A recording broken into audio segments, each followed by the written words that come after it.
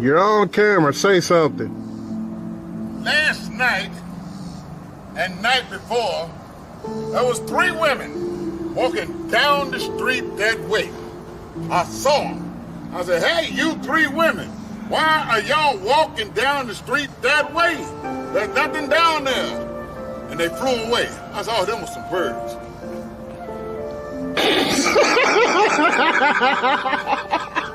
What the hell? Crockett. Vice, Miami.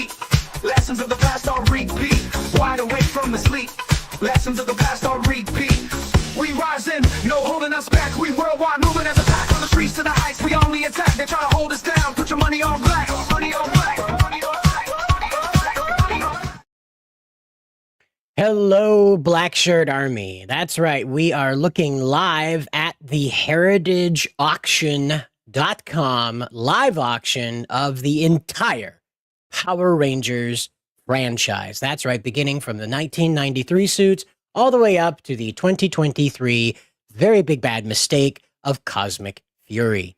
Right now, they've made it up to 51% of today's lot. And as you can see right there, it's 364 lots that will be gone through today. Tomorrow, there will be a part 2. If you're interested in us covering that, please feel free to let us know in the chat now and throughout the stream if you're interested in a part 2 of this. And we will be turning the sound on here so you can hear the auctioneer. It's a pleasant lady. She was here earlier. She's filling in for the second. They did this in shifts, so here we go. 24 now, but 26. They are currently doing the bidding on the Wild Force Black Bison suit. I believe this is wore by the character Danny. 26 is the bid. Let's advance to the Black Ranger action costume and accessories. Series, Power bit of a Rangers Wild loyal, Force. kind of Take us to responsible kind of 3,000. fella. And advance here to yeah. 3,000. 2,800 as you can see, the suits are kind of going pretty cheap. Average price of like a used Honda is what the prices are going for. Or that cut of 2,900. Heritage you know, Live, take of that, make of that what you will. But in warning. my opinion, I think it has a lot to do with the fact that the brand has been in decline for, I want to say, the better part of 10 years now, if not 1,400 more. now. Bid 15. It's 1,750 in the room. Staring into the 18 on abyss the with the phone Power Rangers for the Power franchise Rangers for quite a Wild while Force now. White Ranger. But You said over the 2. past 10 years, Two at is least the since bid. Hasbro Now has say taken 22 over, not only for the has White like Ranger the action overall costume and profit dropped accessories. to less than 22 on $50 million Heritage Live. gross, Advances right? to 24 now, bid $50 26. million 2,400 gross is the bid. It's annual on the phone. profit for Advances this. now. Less 26. than that even. Go 28. Okay? That's what It's you're dealing with 26 with Power Heritage Rangers Live right asking now. 28. 28 we So have that's pretty on the phone. difficult Take us to to, 3,000 next. 3,000 is in the room. kind of negotiate, I guess, when you're dealing with the future of the brand. Sorry, I don't want to talk over the auctioneer girl. Sorry, it's one of those things where like I want to listen, but I also don't. So we'll turn the sound on and off as we go. I'm sorry. It's just one of those sensory things. But the situation is, as you can see with these numbers right here, it's price of a used Honda gets you this screen-worn suit from 2003. This is not a reproduction for, you know, like advertising purposes or an anniversary special. This is the screen-worn suit going for the price of a used Honda that right now, you know, a very used Honda. But, you know, that's what you're looking at is the brand has declined now to the point where even diehard fans with cash to burn that have made a pilgrimage to this live site, by the way. When we turn the sound on, you'll hear people in the room that are bidding against the internet here. And what you're seeing is like right now is like all these reserve bids have sort of, these pre-registered bids pop in, and then the live bids begin on these sorts of things. And so the way that they've been ordering this is that you're looking at the action suit and then the hero suit, as they refer to it. And the hero suit is is the pretty one. The action suit is the suit that you wear when you're you know, doing the kung fu stunts on camera and you want to look all cool and stuff. So I've advanced the timeline down at the bottom here so you can see you know, who is coming up next, and we'll just keep an eye on this as you know, as they go by. Right now, this is the Wild Force Pink Ranger, even though she is more white than pink. This is something that Sentai does. This is where the suits and footage come from, the giant robot stuff and the combat footage comes from. And so what they do is that sometimes a pink is a little loud for the aesthetic they're going for. And in the series called Gal Ranger, which is the original the origin rather of the Wild Force, the Power Rangers Wild Force footage, in Gal Ranger, they're meant to be sort of these spiritual guardians of these mechanical animals and of the environment down on Earth, as they, you know, sort of have this, they're sort of environmental guardians at the same time as being animal guardians. And so white fit a little better with the gold and spiritual aesthetic as opposed to a solid pink uniform. And you know, you see that repeated over and over again in Sentai. I think that Ninja was the last one that did that, traded white for pink and still defined that one as a pink ranger. But let's check it out here. Sakura Meat is in the chat. Welcome aboard. As you can see, this is the end right here. They'll have to make new suits, and you and I both know they're not going to do that. Got Tristan Bishop here. Is Hasbro went woke, they went broke. That's why this auction is happening right now. As Dictor Van Doomcock. Oh, it's Doomcock. Yeah, said the wages is woke is broke. The wages is woke is broke. Okay, yep, you bet. No, I'm just Hasbro did that. They got hit by Project Veritas before O'Keefe was kicked out. They got hit by them. One of their internal employees, I think in the legal department, came out and was explaining that critical race theory was being like inserted at every level of Hasbro. And this was shortly before they unveiled Beast Morphers, which was their first in-house attempt at a Power Rangers series. So, yeah. Oh, I don't doubt it at all. The quote just, I'm more focused on the auction, so the quote just kind of went over the top of my head. I'm sure it'll come to me later on when I'm making dinner. It'll be like, I get it now. It's one of those things. Ben G here, and he says, I won the Batlings and Zeo Yellow action suit. Congratulations, dude. That is a really big situation because that's history. It's a really big situation, especially as Zeo Yellow. Zeo Yellow, not really a widely remembered character. So in the future, this will become a very valuable asset even as far as reproductions go for like cosplay and costume events. Zeo Yellow, not that popular. So you have a very important piece of history now. And I can tell that you're going to treat it as such. So I'm glad it's in good hands and it's not going to go somewhere where it's going to get beat up or left in a crate at the bottom of somebody's basement staircase. I'm glad that it'll be with somebody that has extreme and true reverence for it. And I commend you, sir. Congratulations. That's pretty cool. There's ducks. We have Shifter here with ducks. I don't know what ducks mean, but there was never a duck Power Ranger. I will say that. I'm just curious why that never happened. But there's Sakura Mita here, and it says, a wish man once said, without respect, we reject. A wise man once said, without respect, we reject. Hasbro is going to learn the hard way. Well, they kind of already have. As I said, this franchise is making less than $50 million a year gross annually, all right? So to kind of put that in perspective, the monster truck shows make more money than that. Like, not even like the TV monster truck shows, like just Monster Jam, traveling around selling tickets makes more money than that.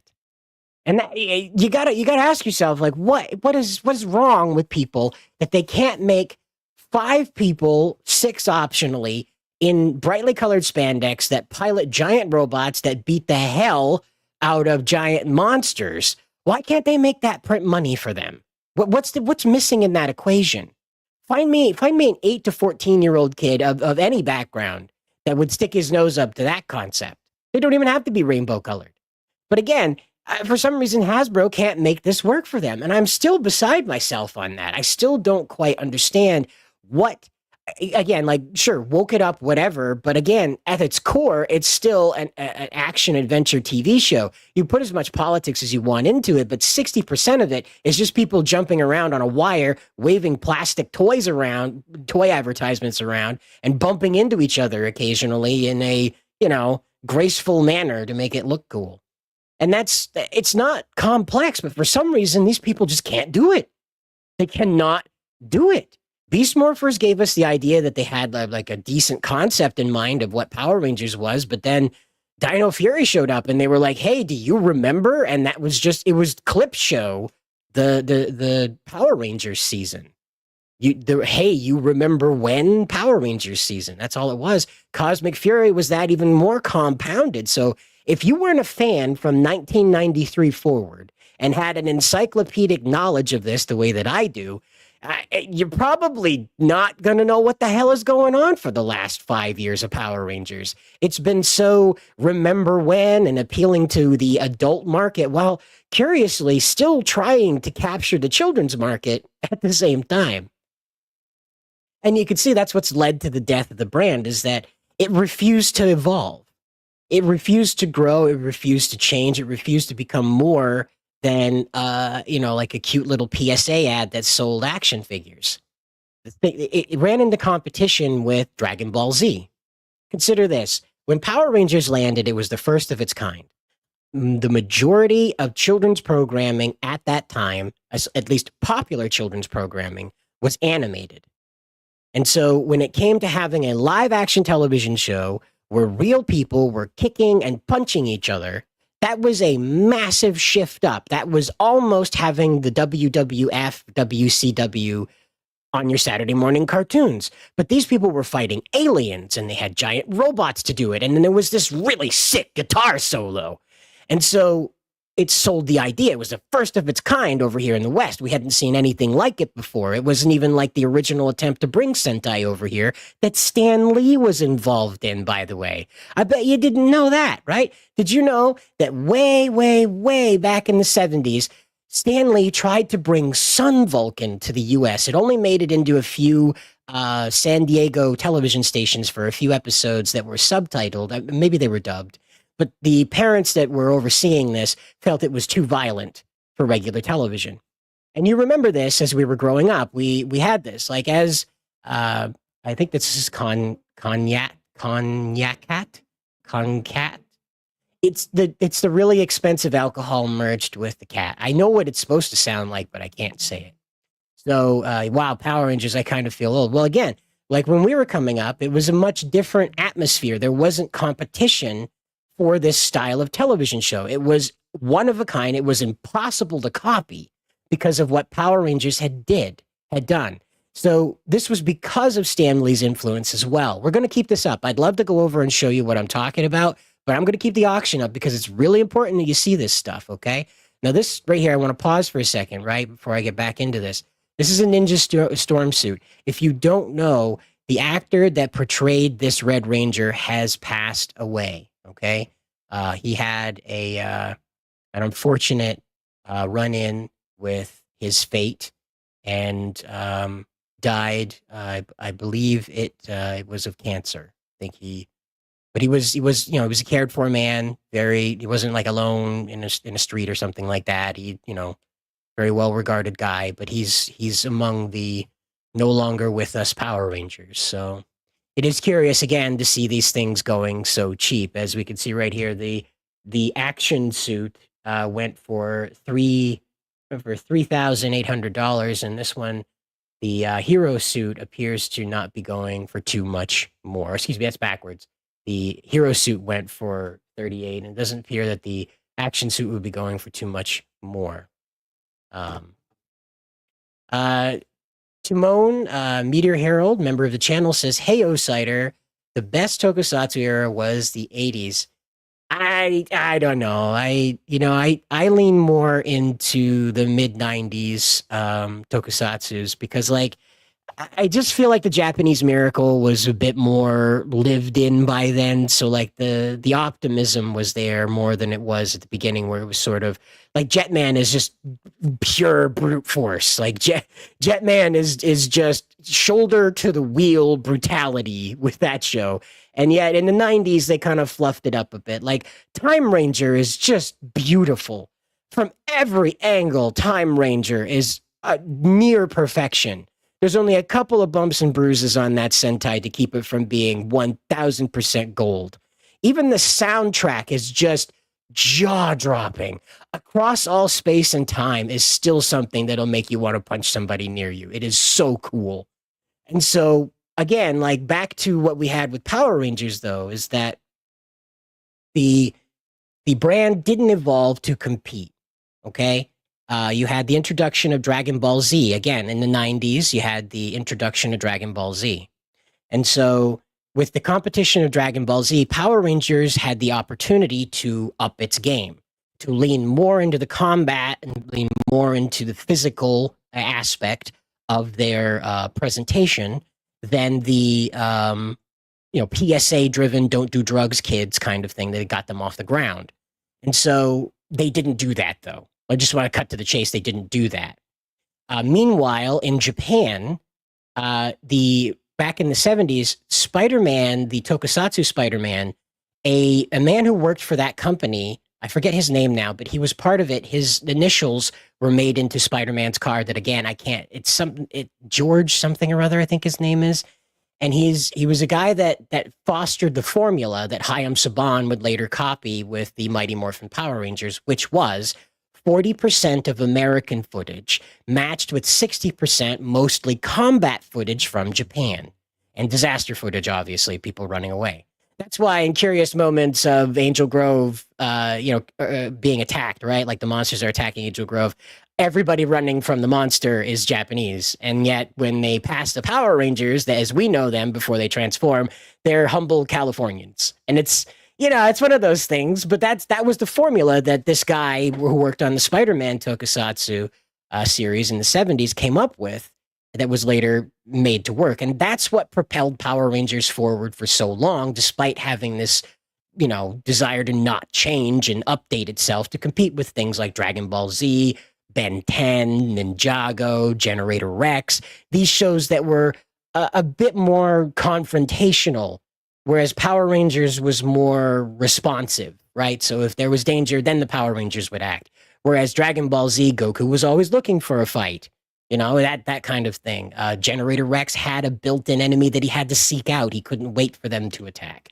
Ben 10, likewise, he couldn't wait for Vilgax to attack. He had to seek him out, and because when Vilgax attacked, it would be massive and devastating.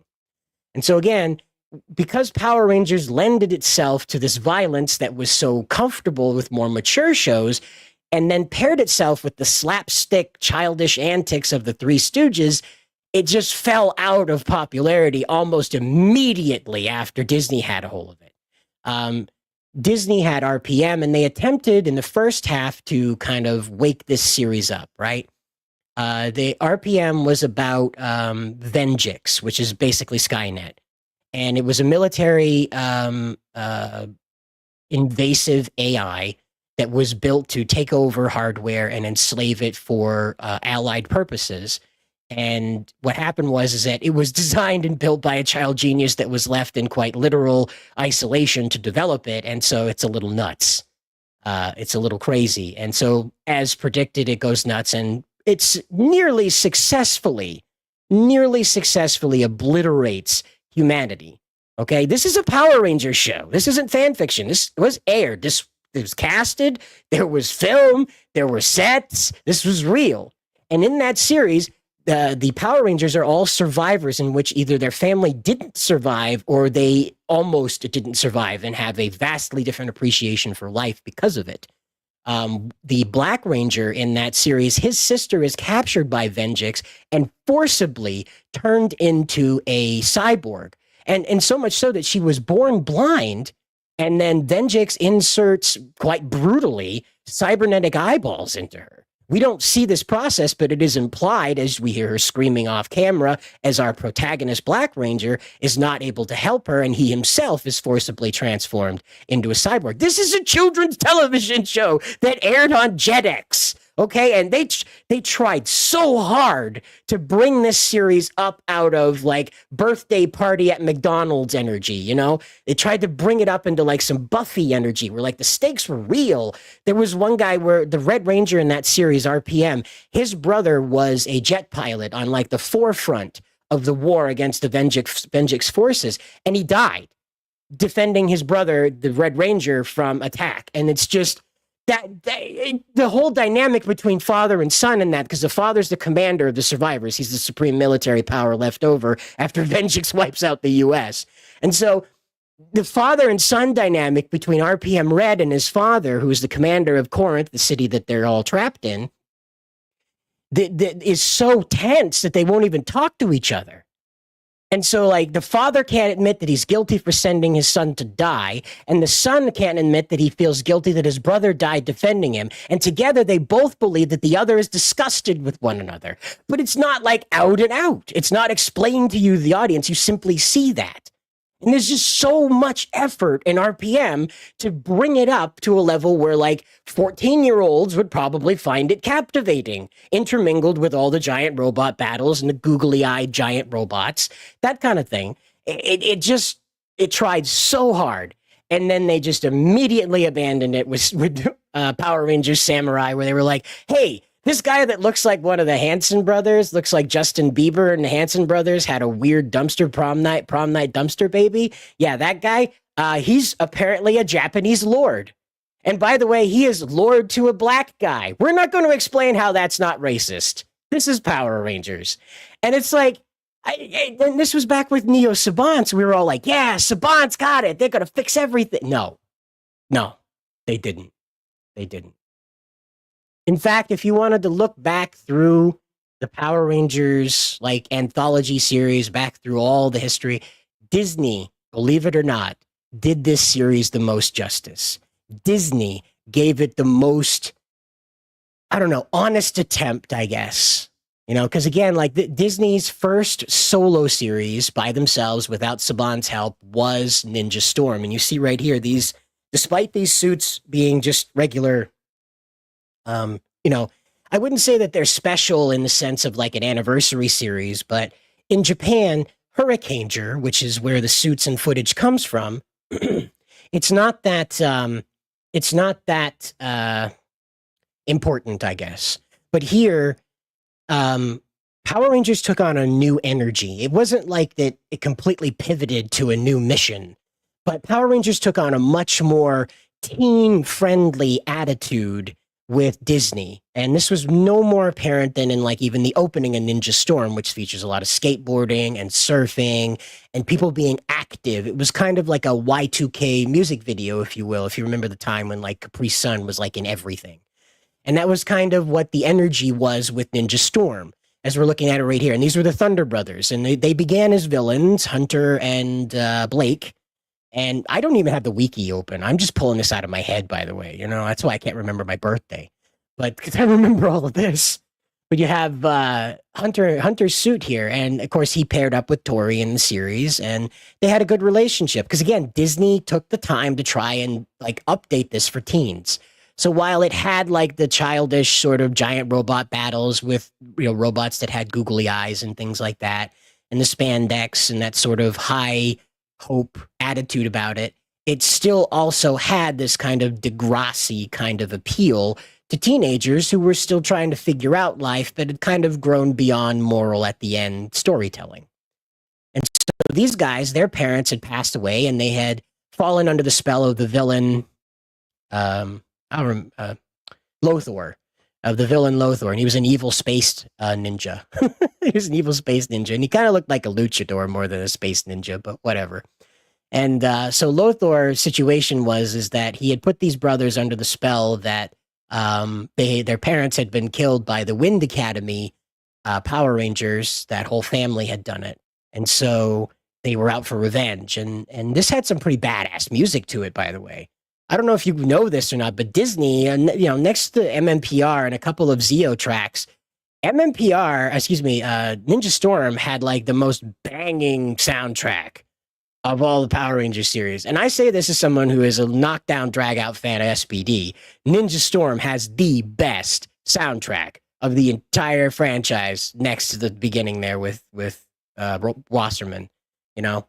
And again, like this right here, even the Green Samurai Ranger, this was another massive thing to happen to the franchise, because this team had just been a 3-man team. Then suddenly there were 5 of them, but there were 2 Red Rangers now.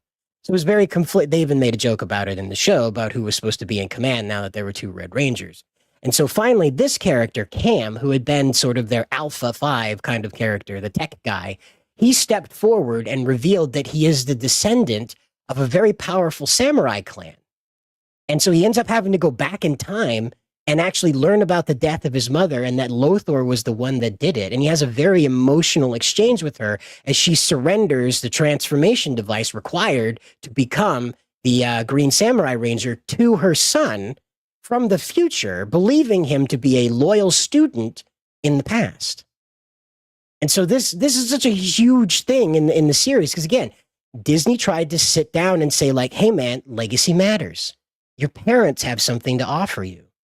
You know, again, like Power Rangers and MMPR, they were petrified of talking about parents. I even think they went as far as saying that Tommy and his brother were adopted, that they didn't know their parents. So the whole thing with like the Power Rangers having parents and things like that, it really got played up in Ninja Storm. it was really, really important where the Rangers came from, what their lineage was, and why they were motivated by that, especially the Thunder Brothers and the Samurai Ranger. Oh, there's Lothor's costume. As you can see, he kind of looks like a luchador, you know? He just kind of looks like a luchador. So, yeah, RPM is great. I highly recommend RPM, at least the first half.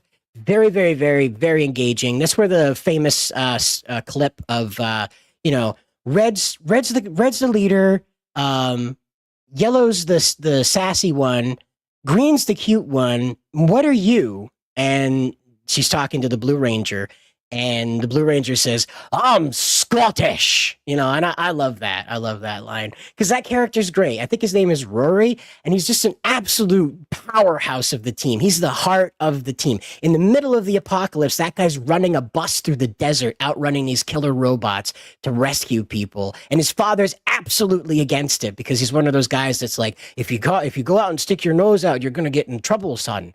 He's one of those guys that, if you invite trouble, it'll be there. And he doesn't want to see his son get hurt, but his son wants to save people. And in the middle of the apocalypse, he's running a school bus through a war zone, rescuing people who don't want to be part of the fight.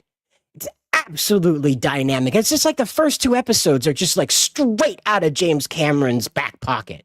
Like, if they hired James Cameron to do Power Rangers, RPM, the first 8 episodes is absolutely knock down, drag out James Cameron or attempt at it. Beautiful stuff. Timon, Meteor Herald, member of the channel, says, Cider, watch Death of Jiban, brutal, done in the 80s. Jiban.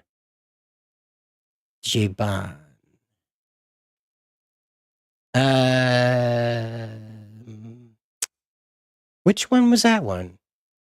Jiban. Is that the prince? The rock star prince from Die Ranger? No, that can't be right. And Helix says, I won. It still hasn't resonated with. Which one did you win, dude? You have to let us know, man. Which one did you win? Timon says, Lightspeed Rescue is by far my pick for worst Sentai show. So Lightspeed Rescue is kind of a up and down one. They really tried to say that like people, like regular people, the military could tap into the morphing grid and then not turn that into a world-ending military device. Immediately weaponize that for world conquest. And so I thought it was a really smart idea. I did not, however, appreciate how they handled Ryan with his weird cobra tattoo. Carter having a death wish was interesting. Carter, that was a really, really interesting character. He's the firefighter Red Ranger that whenever presented with the chance to sacrifice his life, he's doing that at full force. As fast and as hard as he can. It's kind of his thing. And this was also the one where the Blue Ranger was just like excessively jump kicky. For whatever reason, Chad, I think that's his name, is just if there's an opportunity to do a kick flip or a front flip or whatever, that guy's doing it. Even if he's just walking down a set of stairs. It's just curiously ADHD kind of Blue Ranger in that one. But I appreciate Lightspeed Rescue because it tried to say that, like, apart from fighting aliens, you can use this technology to save human lives. It would be kind of neat if we weren't, like, pile driving giant monsters through apartment buildings. It'd be kind of neat if we put out the fires in those apartment buildings using these giant robots, I kind of appreciated that angle, but that was Go-Go 5 more than that was Lightspeed, so... They had a Hummer, though. They had a Hummer. Remember the Hummer? And they made it drift. They drifted a Hummer, okay, dude? One of those early ones. It was like real deal Hummer. It didn't have cup holders, That's how you knew it was real. But, yeah, they're auctioning all of it, Niche. They're auctioning all of it. This is from 1993 to 2023. This is everything that isn't broken. Apparently, there will be an auction to sell off the broken stuff later on. Right now, they are here to be, what am I looking at here? They are 58% through today's auction. This is, it's 344 lots. My apologies. It's 344 lots for this first go. There will be a second part to this tomorrow. Once this part ends, it'll be another 300 some odd auction lots to go. And then apparently they plan to offer auction lots for broken things that did not rise to the occasion of being presented with the things that were not broken. So, so they've got the Dino Thunder, some type of, I think this is the energy egg container or something like that. It's a Dragozord. That's right. It's the Dragozord egg. Whatever that was. I'm just going to advance the timeline here so we're caught up with the auction sales. They kind of got through quite a bit of stuff here. So, but again, I mean, like this is it. They're selling everything off here. All of it. Hasbro is indicating with this auction that they will not be revisiting the Power Rangers brand as it existed before 2024. Okay? And that means no TV show, no movie, just a comic right now, and a really strange style of video game. That's about it. So going forward, whatever they come up with next, if they even bother with the brand, as I said, it makes less than $50 million a year. It would be more expensive for them to develop something right now than to try and reap a profit, you know? So, Juban is the Japanese RoboCop. Oh, the girl RoboCop, right? Yeah, that, okay.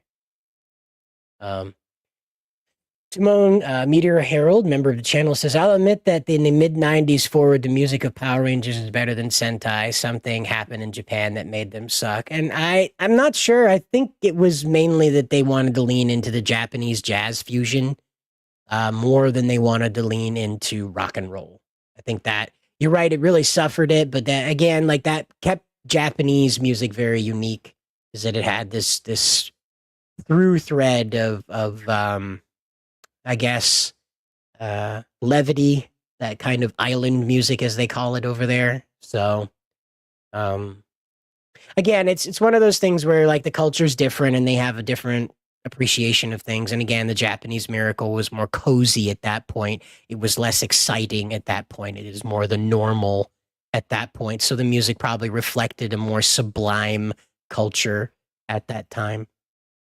I just like studying the culture. It's neat that they have rainbow spandex, but I always think of Sentai as like taking the temperature of the culture at the time. So, but I'm not sure what IDW has to say. Boom Studios is the one that's in control of the comics. I don't think IDW has anything to do with the Power Rangers brand unless it's a collaborative thing with them and Boom.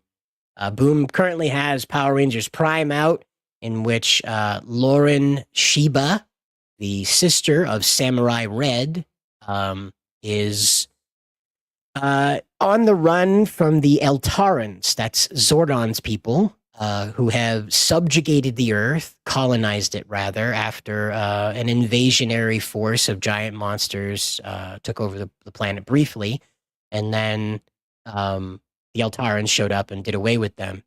Apparently, they're at war with the Power Rangers. The Eltarans are at war with the Power Rangers because the Power Rangers pre-existed the Eltarans on Earth by a few thousand years. According to the main character, Lauren Shiba, in this, her family, the Power Rangers Samurai team, have been using the same morphers, the same suits, the same Zords since the time of feudal Japan to defend various seats of power across the world. They were present during the American Revolution. They were present during the French-English Wars. They were present, I'm not sure where else, but just plenty of other points in history, as the comic points out. And the Eltarans are apparently threatened by the Power Rangers, and so they are attempting to hunt them into extinction. We also see in Power Rangers Prime the return of the VR Troopers, as they appear to be some type of bridge between Eltaran warriors and human having that kind of role on Earth. So I suppose think of the VR Troopers as like Eltaran sheriff deputies. They're not really the sheriff. They don't call the shots. They take orders, that kind of thing. But they are present in this new rebooted setting. There is no indication at this time that Hasbro is moving forward with the Boom Studio Comics reboot. This appears to be Boom doing an experiment all on their own with like Spider-Gwenning the Power Rangers universe. It's quite literally what they've done is Spider-Gwen the Power Rangers universe. And so you have to wait and see. Some of the art from that comic looks okay, like the designs of the knighted style Mighty Morphin Power Rangers. They have a very expressed armor, let's put it that way. Again, I'm not going to move away from the auction. I want to stay on this because I think this is more important than just getting sidetracked left and right with these different things. I'll just talk while we're watching. But the armor that was seen in the Power Rangers Prime comic book is more, I guess, I'm not sure. I guess it would be more knight-like than spandex. It doesn't even feel like Kamen Rider armor. It definitely feels very knightly. It looked a bit Digimon-y to me, but it's only just the rib cage up to the head. It's not, up through the head. It's not a full body picture, which again, it could be tighter fitting, but for right now, the armor over the chest and the armor over the shoulders and the armor on the forearms looks very close quarters combat style, very European style in how it's built. So I don't know if they're migrating in that direction. They don't know if they're migrating in that direction. As I said, I fully believe that this is an independent experiment with Boom to find out if there even is anybody that cares about this franchise outside of what Tommy and the MMPR crew are up to. Now, I do, and I know Spencer does, and I know you do, but there are quite a few people in the Power Rangers fandom that simply do not care about anything other than Mighty Morphin and what went on with Mighty Morphin and all the fanfic around Mighty Morphin that got printed, you know? And that's where we're at with this whole thing. Rob asks, did they auction Jen Power Rangers time suit? Yes, they did her jumpsuit as well. So that's all. We're out of that, and we're now in Dino Thunder now. We're out of the Saban era, and now we're into the second season of the Disney era. So sorry about that. It's all gone. Con Cat says, I'm not sure how to feel about this auction. I know. It's one of those things where it's bittersweet, where you know that at least the people buying these things are going to have reverence for them. They're not going to be in a box under a shell, in like a warehouse somewhere in New Zealand, waiting to get hit by a typhoon and tossed out into the Pacific. They'll be in somebody's house when a hurricane comes through and tosses it into the Pacific, but considerably you'll be loved a lot more than if it was left in a warehouse, And I care about that. That's what I care about, is that this stuff doesn't go off into a landfill. It doesn't get cut up. Because if you don't know this, when a production is over with, one of the Power Ranger teams, I think it was from Dino Charge, was explaining this, that when they went to go get their suits after the final episode was over with, they were cutting them up. There was no effort to preserve things because, they at the time, there was no intention of bringing back these things, and it costs money to store them. So if you don't intend to have these suits return, or you're not worried about getting more, yes, they destroy them. And that's, again, because it costs money to store them. And so now we don't have to worry about that. So as awful and painful as this is to acknowledge that Power Rangers will never exist as it has in the past, it is good to know that these will not be going out into a field somewhere to rot. And Rob says, I am guessing the actors didn't get to keep any of the stuff. Well, Jason David Frank bragged on occasion that he not only stole the Green Ranger suit, but he also stole the black Brachiosaurus suit from Dino Thunder. That he just walked off set with it. He said, all right, guys, that was good. Good job today. He tucked the helmet under his arm, walked over to his car, got in, and left. He just kept the suit. He just has it. And apparently he did that with one of the anniversary seasons with the Green Ranger suit. We just got in the car and left with it. So he got his, But a lot of these are going for like the price of a used Honda. So unless these are starving actors, which in the case of Power Rangers could very well be, they could probably shell out $5,000 for these suits, and that That still feels like too cheap for what these suits are to people, but if they go to the actor for that price, that's fine. You know, I would like to see all of these suits go over 20,000, but so far, the only one to come close to that, I believe, was Kimberly's suit that went for 18,000. We won't see the prices that these went for. I don't think they make that public. You can only see it down there in the auction recap, or as they're appearing here. But maybe they do later on. I'm not familiar with Heritage stuff. I don't frequent Heritage auctions. I've only been paying attention to it because of this auction, and that's it.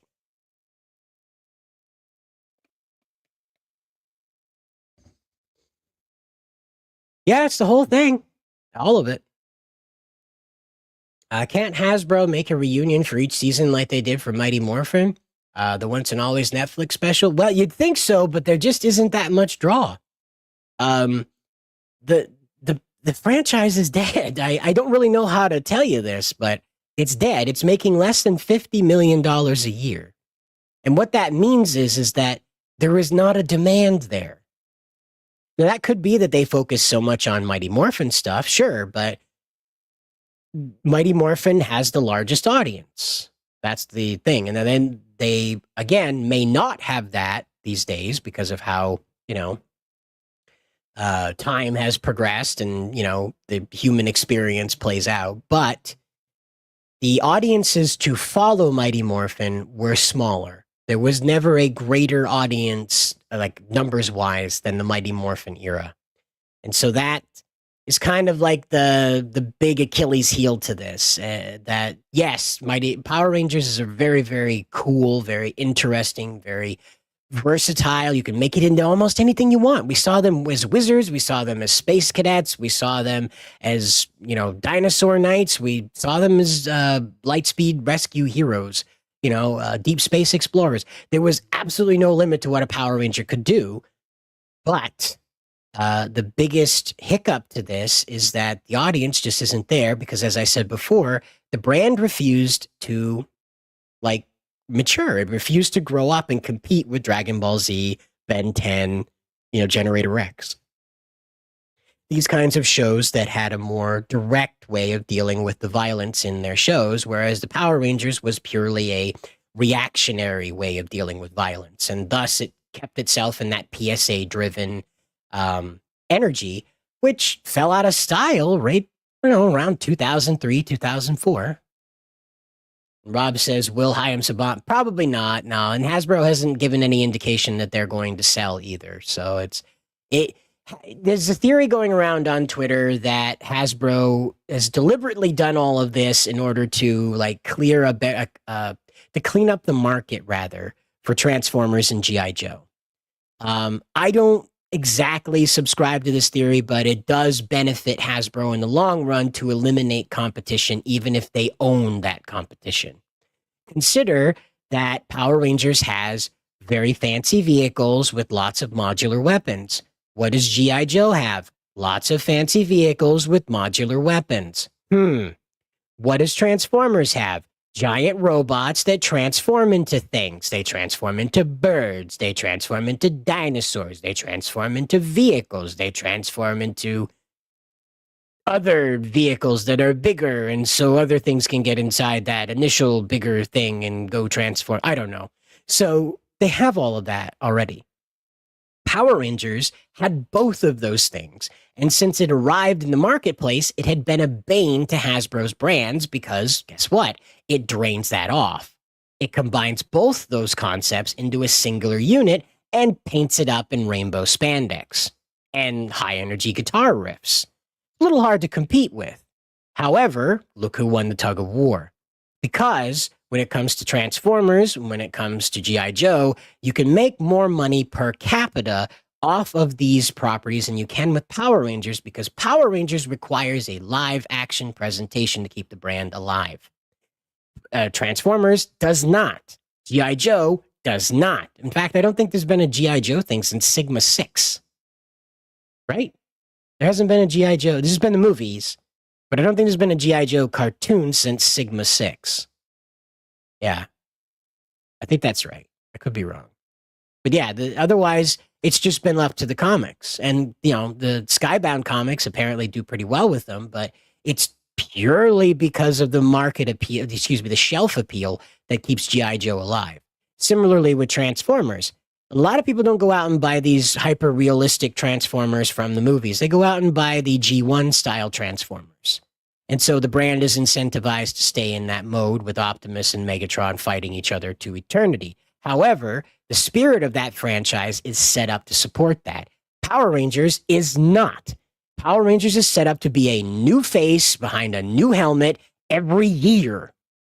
Hasbro does not possess the infrastructure to be able to keep up with that on a brand that makes less than 50 million, because everybody who's owned it has only kept it in the realm of the PSA energy moral at the end storytelling that it originally was birthed out of, save for a couple of series inside of the Disney era, like I said, with RPM, that tried to oomph up the appeal to the teenage end of the appeal spectrum. So I don't know who Coach Kelly is. I'm not sure what LSU is, Louisiana State University, maybe. I'm not sure. I hope that Coach Kelly makes the right decision, whatever it is. Go coach, or don't. I'm not sure. Yeah, IDW doesn't care about it. It's not their property. And honestly, I wish Super Sentai should have a Samurai Ranger is a gun user like the one from the Sengoku period Japan. You never know. There's new Sentai coming out every year, and they get crazier and crazier now that they don't have to appeal to the U.S. market with what they're creating, you know? So, are you people bidding or bidding in person or online only? Yes, they're in person here. I'll turn the volume on. Fair warning. And well, they're between 7. that, so 75 advances at 8,000. It's 75 against you, Heritage Live. Come back in. Take us to 8,000 next for the Black Ranger hero costume. Take us to 8,000. 7,500 asking 8. Heritage Live, advance us here. Go 8,000 or use that cut of 7,750. Heritage Live, any further advancements? Fair warning. 7,500. Internet buyer. My last lot before I pass you on over to Peyton, lot 215. 32 asking 34 for Power Rangers Dino Thunder Black Ranger action costume. So you can hear there are some guys in the background talking, and they are like, you know, doing their thing. So they are in person, they're bidding on it. And occasionally the live internet bid will be delayed and end up screwing over the guy that thought he won it. It's happened a couple of times here. So they're a little bitter in the room about it. But because they take preference with the online bid because it's higher. But yeah, there's a bit of lag that ends up causing the people in the room to, you know, get a little pissed off because they thought they won and then didn't. So, but yeah, there are people there. Timon says, I still listen to 80s tokusatsu soundtrack. Akira Kushida is a legend. Yes, absolutely. That again, that's all over YouTube. You don't need to know Japanese kanji. Just, you know, click on it and it'll take you, you know, search Super Sentai OST and pick your favorite. People have uploaded in English, not like the lyrics in English, but like the titles are in English, so you know what you're talking about. Or you could be brave and do what I do, and I just click on random Super Sentai Japanese kanji titles, and whatever I get is what I get. I have no idea what it means. I've never taken the time to understand what kanji means, even on the basic level. So I just click on the neat Japanese writing, and sometimes what I want to listen to pops out. Other times I get exposed to a new song. So Sakura Mita says, unfortunately, Saban was too old, if I recall. Hayam Saban, again, you don't have to be, he's on as a consultant with Hasbro when they first took it over. So again, like, and again, I think he's pushing 80 as well. But in this regard, the Power Rangers brand is more merchandise focused under Saban, and people who want to repeat him were merchandise focused. But beyond that, they, you know, Hayam wasn't really much of an asset. The writers of the show really made the backbone of it. And so Rob says Time Force was the last season filmed in Los Angeles, California. Then they started Wild Force and the other seasons in New Zealand. Correct. Ninja Storm was exclusively in New Zealand, and I think it featured majority, if not all, New Zealand actors. And that sort of became the standard for the U.S. productions of Power Rangers under Disney. I think there were a couple Americans, like Power Rangers SPD, Jack Landers. I think that's Brandon McLaren. I think that's his name in real life, his government name, if you will. Brandon is an American actor. He's been in a few CBS shows since Power Rangers, but I believe he was one of few members on that team that was American in SPD. But they all did very good. Very good American accents. They're not even English accents. They're American accents.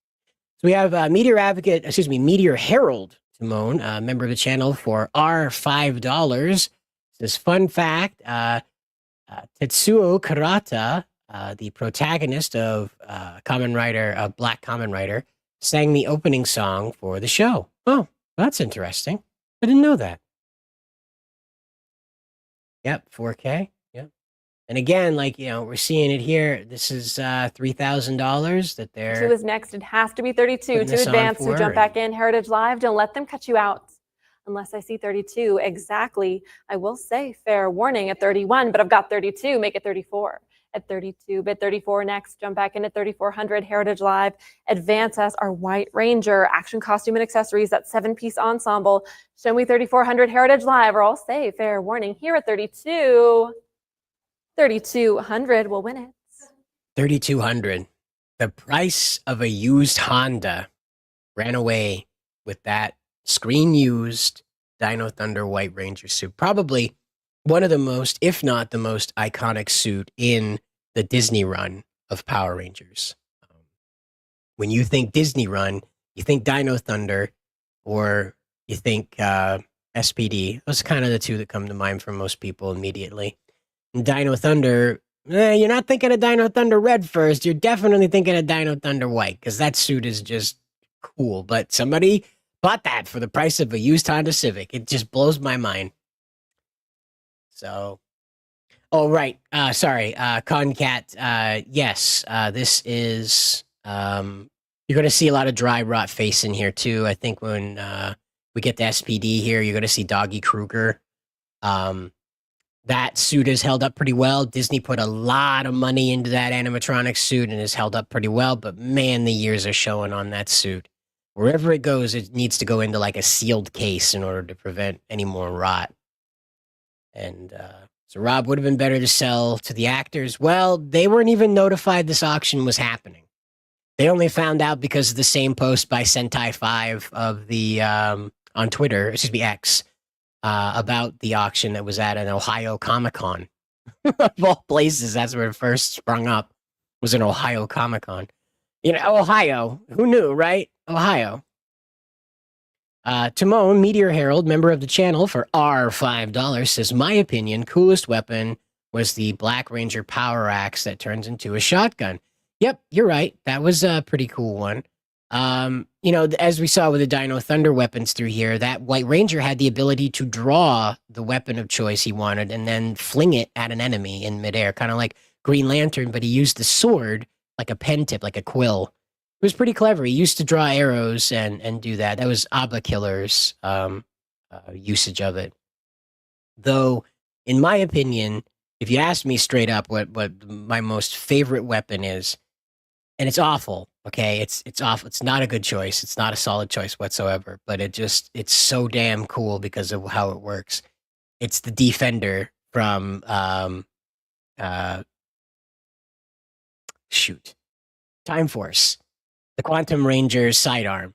I absolutely love that thing. It is a ridiculously overpowered gun. Like that thing packs the punch to finish a guy, okay? And it's a pistol on a dude's hip, all right? And then however it does it, when you bang it against your wrist, you can hear the thing for miles. So I don't know how that happens. And it transforms into a sword in a nice wrist flick motion at that. Like it doesn't even like you don't have to pull out the blade and snap the handle. You just flick your wrist and it just collapses out into a sword.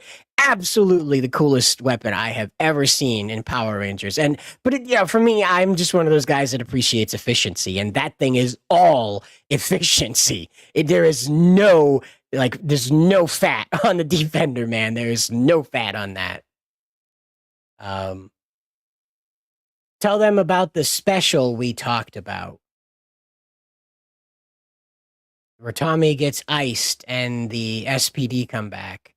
Oh yeah, that's right. That's the Once and Always special, right? That you're talking about? I want to say that's the one. I'm going to skip down, see what he has to say here. But yeah, I want to say that's the Once and Always one because, Jason David Frank wasn't around. But even before that, he wasn't going to be part of that. He had a fight with Hasbro.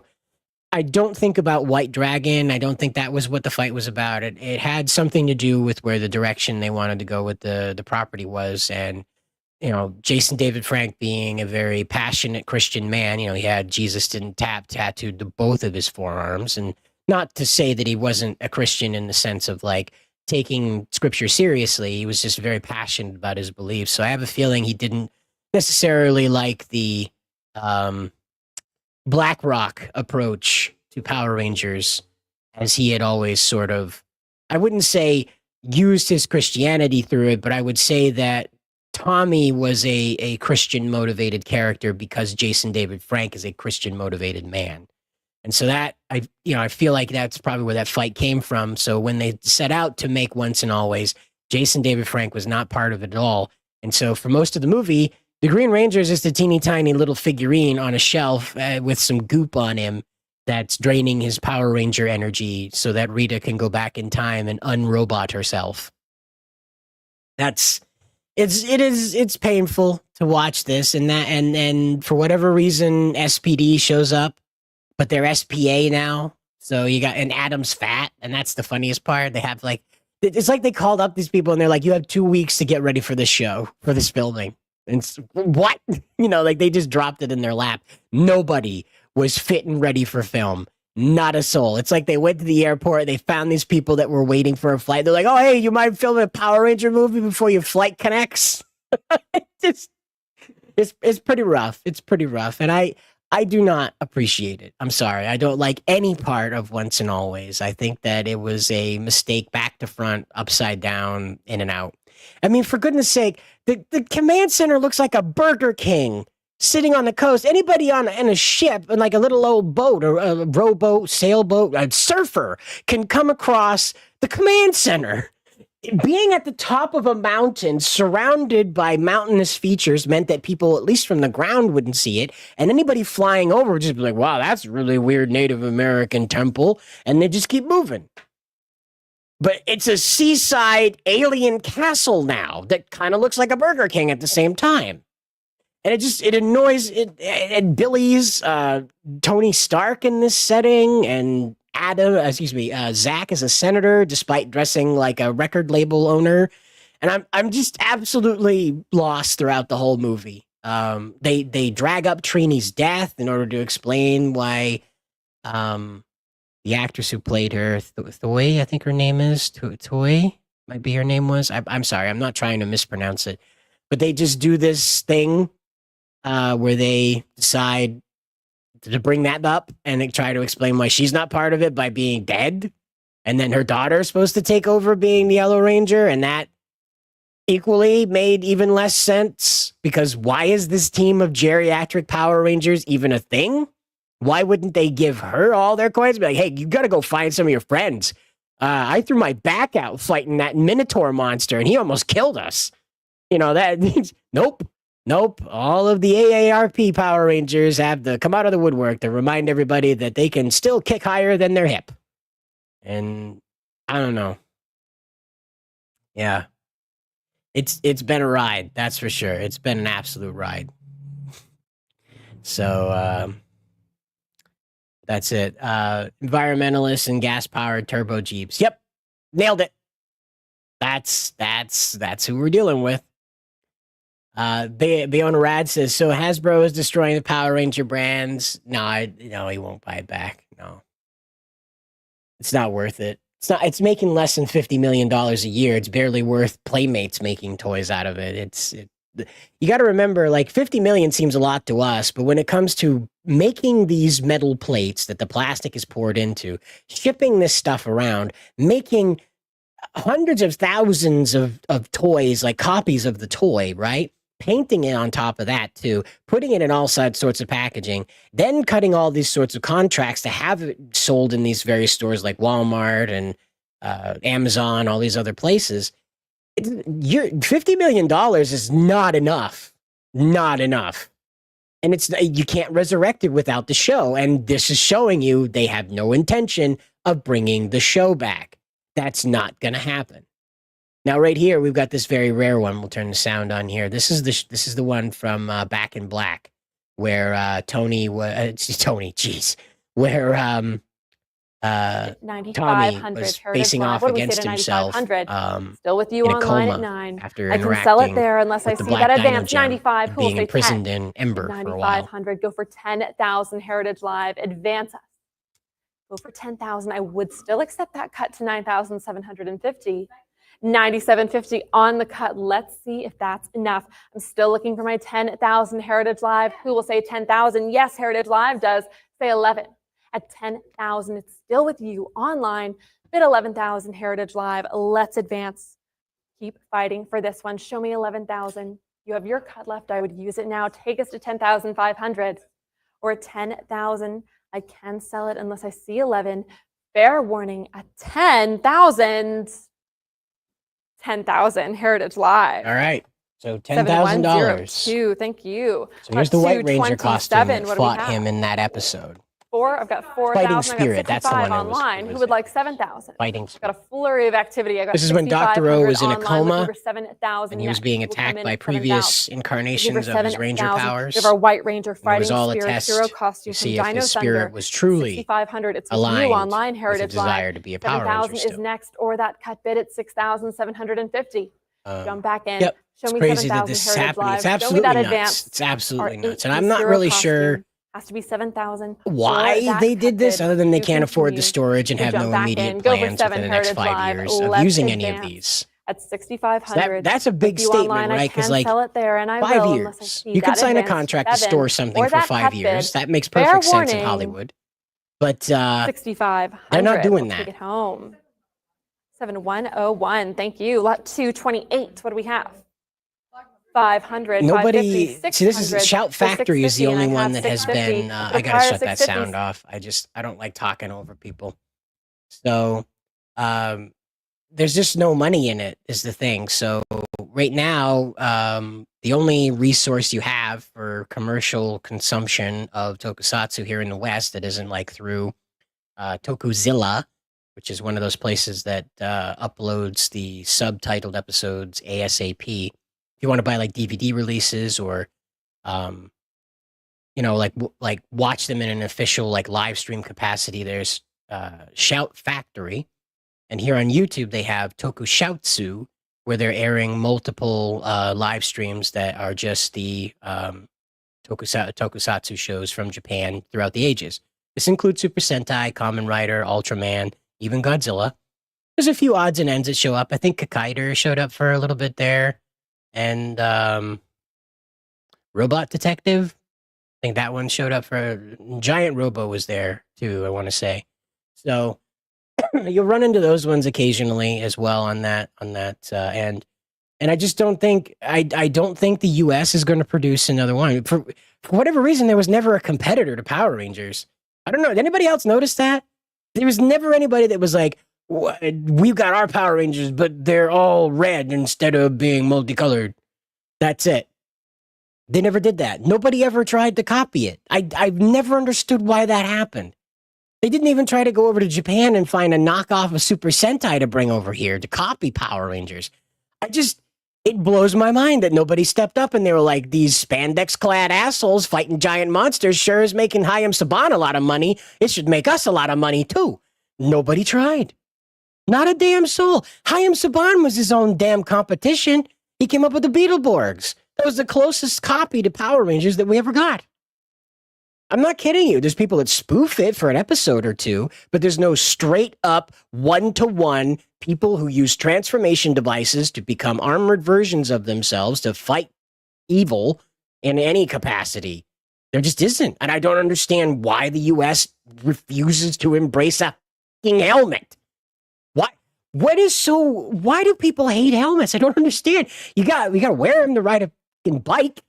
Why can't you wear them when you're fighting in a war? Of all places to wear a damn helmet.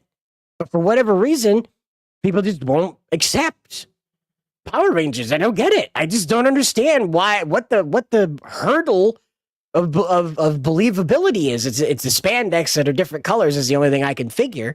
They just can't get their head into it. Because they're like, that's a ballerina costume. That's not armor. That's not a warrior. It's the only thing I can think of is some excuse. I don't understand. It perplexes me to no end. I think about this all the time, that there was just never anybody that squared up and said, we're going to do Power Rangers too, but it's going to be legally different. And again, Power Rangers, I've looked it up. Power Rangers does not have legal control over people wearing multicolored spandex with helmets or even fighting giant robots, fighting giant monsters. What they have control over is that you can't have all 5 of those people get into a Zord, what is called a Zord, and you can't give them a wrist-mounted transformation device that's called a Morpher. But you can give them a wrist-mounted transformation device. You can give them giant robots, but they can't be given those names. So there's no legal restriction. I just can't figure it out why nobody ever tried it. Of all the things, we spoof everything in this country. As soon as a burger sells well in McDonald's, every burger chain in the country has a variation of it. When it came to people making billions of dollars being dressed in spandex, doing karate and fighting giant monsters, nope, there's only one show in town that handles that. Can't touch it. Just completely blows my mind. Yep, like I said, it's absolutely crazy. This could be Star Wars by 2030. By 2034, 2035, I don't doubt it. Disney just came out, like some insiders just came out yesterday, some point in the recent times, and admitted that again, this is a rumor, but these are people from the inside of Disney saying that Disney has no idea what to do about Rey. Like they want her and everything, but they don't have a plan for how to do that. This far into it, they don't have a clue of what to do with this character. Now, I know you and I both want to toss her into the trash compactor and forget all about it, but, none of their people that are truly dedicated to this character, that truly believe that she is the new center of the Star Wars universe, can come up with a plan for her. I don't know how that's possible, but here we are with a Power Rangers auction. They couldn't figure out how to sell rainbow-clad warriors that use kung fu and fight giant monsters inside of giant robots. It is somehow they couldn't make that a money printer, and I have no idea how that falls through. I just don't. My favorite was Superhuman Samurai Cyber Squad. Yep. Again, not a competitor to Power Rangers because that was Gridman, and Gridman worked on a more of a Transformers appeal because this was more of a modular style superhero at the time. And yeah, the VR Troopers too, that was a pretty close one. But again, another Saban creation. I'm wondering too if the Superhuman Samurai Cyber Squad wasn't also Saban. I don't know. Yeah, the tattooed alien fighters, I never took that as like a separate entity from Hayam Saban. I thought Saban came up with it, didn't they? I always get this wrong. Some company that wasn't Saban came up with it. But again, it felt more like a joke series on Power Rangers than it was an attempt to create a new franchise. The Sailor Moon counts especially. Well, Sailor Moon never got a live action release here. That's the thing. And it wasn't a US competitor, right? So consider that in Japan, there is a live action Sailor Moon. Let's say that came to the US and then someone was inspired to create a live action Magical Girl here in the US. That's what I'm talking about. Is that nobody here... everybody in their vehicle just has to speed by. They're on their way to the auction, you know. They realize they missed out on Dr. O's costume, you know, they're on their way. But anyway, these Sailor Moon had its live action one. If it came here to the US and there was a copycat, that's what I'm talking about. So nobody ever sat down and said, we're going to make a domestic Power Rangers. At least it never came out to being like anything, I don't know, a formal challenger, I guess. It just seemed to be there, I suppose. I don't know. It's one of those things where I just don't understand why it never caught on. Saban owned VR Troopers and Beetleborgs. He monopolized tokusatsu, which again, I mean, if I was in that position, I would absolutely be all over that. I haven't seen him yet, but I could have missed him early on. I only tuned into this around the time that they were wrapping up Lost Galaxy, and so I had some things to do before I could start the stream. And by the time we got around to it, they were into Time Force. So, yeah, we're almost done with Time Force. So, VR Troopers just came back. Yep, we were talking about that a little bit ago. I explained what was going on with Power Rangers Prime. Henry Thrun says, I'm pretty sure SHC, Superhuman Samurai Cyber Squad, was not Saban. You're right. As Timon says, that was DIC. That was DIC. So I guess that they did try to bring over like the Gridman show. So, I mean, bravo, I guess. Maybe there was an attempt there, but I don't know. I just don't understand why they couldn't make it work. Maybe it was a time period. And of course, that name, that's quite a mouthful to try and spit out. You know, it's obviously an attempt to try and play up with the Mighty Morphin Power Rangers motif, but that rolls off the tongue a little easier than Superhuman Samurai Cyber Squad. That is a lot. Saban had Masked Rider too. So much so that they swore off ever letting the US have a hold of it again. So, you know, hit or miss.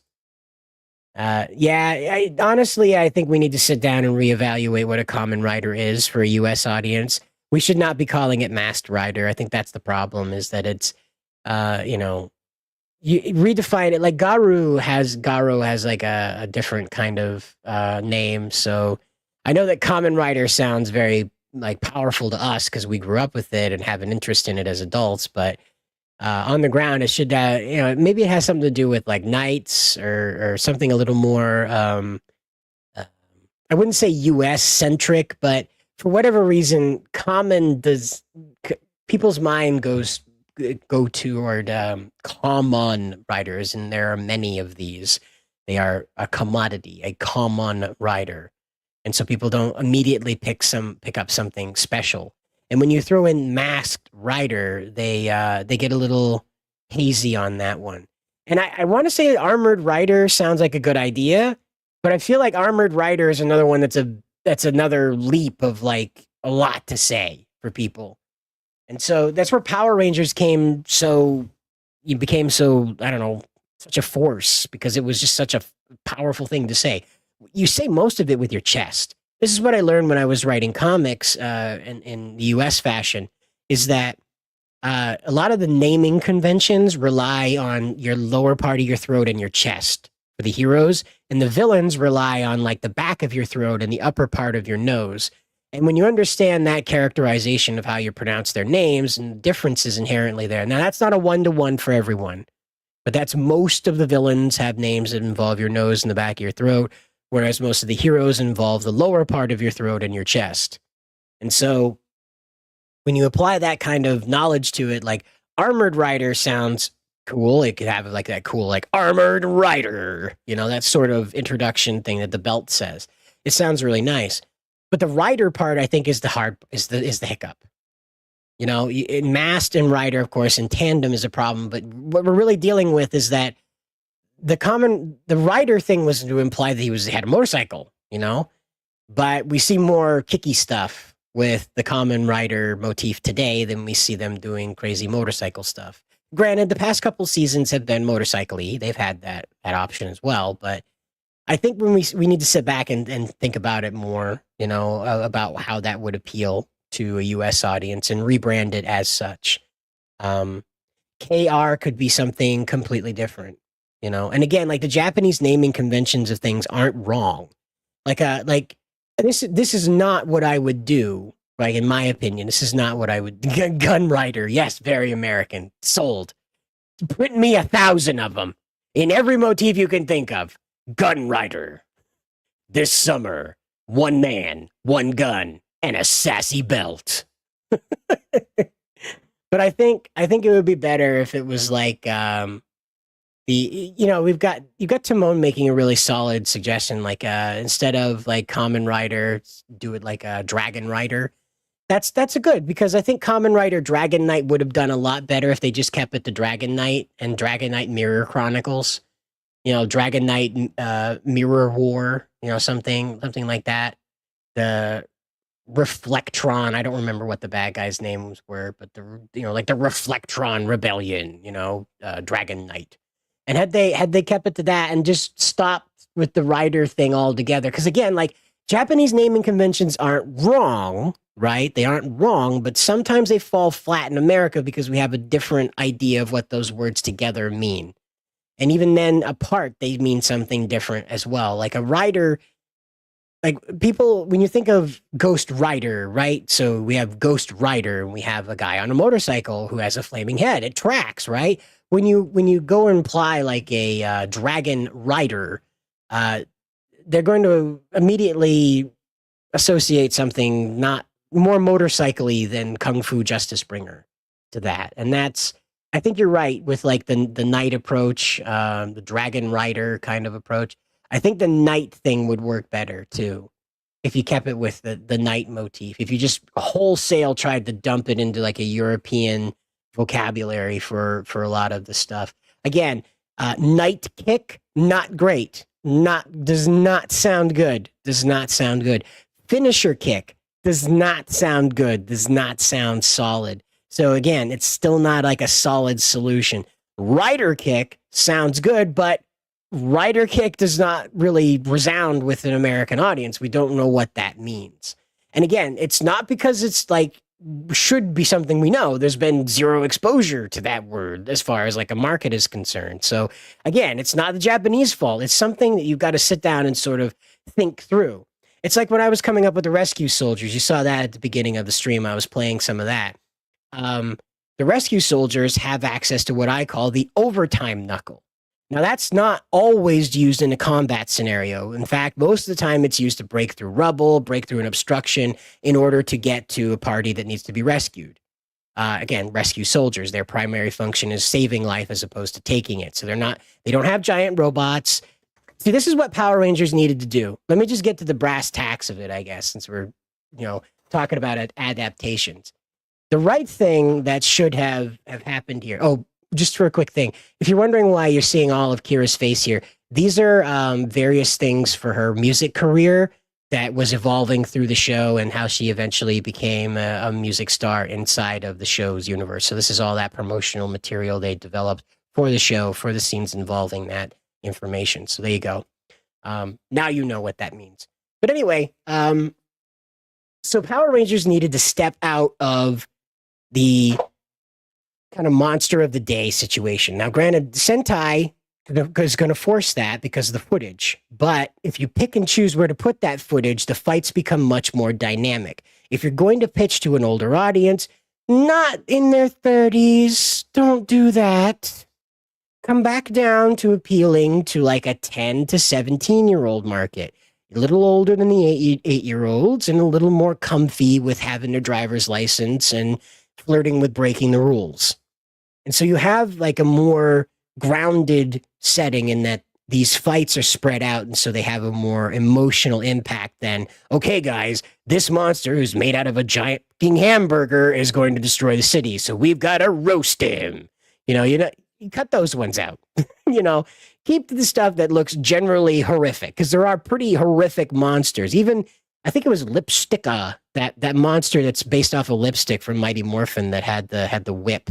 Or maybe it was Maybe it was the Alien Rangers that fought her. I don't remember. But Lipstick, she was just Lipstick, and she was like sort of a whip dominatrix character. It's pretty horrific looking because like her head was just a exposed lipstick stick, no eyes, just in traditional Sentai monster fashion, no eyes, just kind of like a stovepipe hat without the brim poking right up off of the bridge of her nose, straight up. And that kind of villain would be very dynamic to have sort of as a repeating, nightmarish, Lovecraftian invader of the psyche kind of character. And you can do that with the Sentai footage of that limited battle, but by spreading that battle footage out into multiple interactions with this monster, as opposed to a 10-minute, no-holds-barred, knockdown, drag-out, giant robot knucklebuster fight, you know, it can draw out the drama that will hold a teenage audience. It will hold a now youthful audience that's used to Dragon Ball Z, that's used to Ben 10, that's used to these more violence is okay to solve your problems narratives, you know? And again, this is the failing that even Sentai in the domestic sense has had. They've only just recently started to embrace an interwoven universe because they're experiencing some hiccups with what they created because they too have stuck to a formula for too long. Right now in Boon Boonjer, they have like a 3-layer villain situation going on where even domestically, this Boon Boonjer, by the way, is the current Sentai in Japan. They haven't stopped. They're still going. They're going to celebrate their 50th anniversary either next year or the year after. And so Sentai has stuck to a formula for so long. They now have, in the latest iteration, a spy working for a government organization that wants to take over the Boon Boonjer powers and weaponize them for war. You know, and then Michael Jackson is like a robot. Michael Jackson is the villain here. And he's not like creepy, kid touchy, kind of that kind of energy. He's like the king of pop, but they call him the king of speed. And he dresses and kind of acts like Michael Jackson. And again, it's that kind of touch that separates it from the US where they're like, I'm the monster because I have a voice that sounds like this. And that's all they do. And it's like, that's the bad guy because he sounds like a cartoon character. Gotcha. Meanwhile, in Japan, they give these characters sort of complex backstories. Again, they did this originally, but over the past 10 years, they've been a bit, hit or miss with how they want to apply their formula. And the formula has failed them since, I would say, Q Ranger. And I would say Q Ranger was the biggest failure of their formula. Now, I love Q Ranger. Don't get me wrong. I think Q Ranger is a wonderful, wonderful, wonderful show. And I was very, very, very disappointed when Simon Bennett had 2 small balls that would not try to deal with 12 Rangers in an 8-episode series. I had a perfect plan of how to fill Cosmic Fury with mostly Q Ranger footage, and they just completely did not do that. Now, I didn't submit it, don't get me wrong, but Simon wouldn't hear it anyway. As soon as Q Ranger was floated at him, he was like, there's too many Rangers, there's no way to fit it into any season, there's too many Rangers. So they were going to skip over Q Ranger the whole time. Domestically, though, back in Japan with Q Ranger kept to the formula of, stuff as much toy into the series as possible. And while it has like some very powerful storytelling beats in it, almost every episode is a showcase of a Qtama, which is the like modifier toy in that series. And so the Qtama range from being very powerful things to just being annoying gimmicks that alter the physical attributes of the attributes. Gosh, putting the emphasis on the wrong part of the word there. Attributes of the Ranger using it. And so it's such a stupid problem to have. I don't like the Qtama. I like pretty much everything else about Q Ranger. I like the Qtama is just such a huge, burdensome bloat in the middle of everything, and it makes no sense most of the time. It's simply there to sell the 100 Qtama that they made for the show. I think there might be more than 100, but it's absolutely ridiculous amount of the damn things. Completely useless. They're not like the Ranger keys where they symbolize something. They're just random modifier crap that works with the Seiza blaster and nothing else. So Timon, the Meteor Herald, member of the channel, says, over here, the Kamen Rider Black finishing kick was the Praying Mantis strike. Yeah, again, like, something strike would work. Absolutely, you're right, when it came to, like, relabeling the Kamen Rider thing. But that involves a team of people that legitimately want to adapt the spirit of Kamen Rider, not rewrite it into some weird... I'm still trying to figure out what Dragon Knight was trying to accomplish. It was just so over the top, needlessly edgy. I'm still trying to figure out what was the point of just all that edge. I don't know if they were trying to like out edge Kamen Rider as a whole franchise, because Kamen Rider Kamen Rider Ryuki is not that edgy. It's pretty edgy, but it's not as edgy as Dragon Knight was trying to be. And that was like MySpace edgy, it wasn't even really, it was like middle school edgy. So most of the time it was kind of annoying. Like, I'm going to say things cool and scrunch my nose when I speak to you behind my Y2K black and silver sunglasses. You understand me, Dragon Knight? And like Bat Knight was trying so hard not to be Batman, but Batman at the same time. I was just over it. 100%. I was just over it. I don't know what they're trying to accomplish. You don't need a happy-go-lucky one, but my gosh, that was just all edge. There was all edge in that show. Yeah, but like the fedora trench coat, my parents bought me a katana for Christmas because they don't understand me. Kind of like edgy kids. Like, they're a very specific niche that Kamen Rider Dragon Knight was trying to appeal to when it came to the US. And boy, howdy, it won awards for what it did. Don't get me wrong. It's not a terrible show. And on the budget they had, they made it look very, very good. Believe me, for the budget they had 14 different riders in that one, I think, right? They have 14 different riders in that one, at least a ridiculous amount anyway. And yeah, just absolutely way too much edge, way too much edge. But there you go. There's the SWAT one. We'll tune in here and see what she has to say. 4,000 back in the room. Heritage Live. It's against you online. We need 42 from you online. I've got 42 online. Would you like 44, sir? 4,200. Looking for 44 next. 42 for the SWAT armor, SPD red. 44 to advance. You could use your cut now. Well, I guess not 44 online, but you can still have it. You still have it in your pocket to use. At 4,400, it's online. 46, still online. Will you say 48? At 46.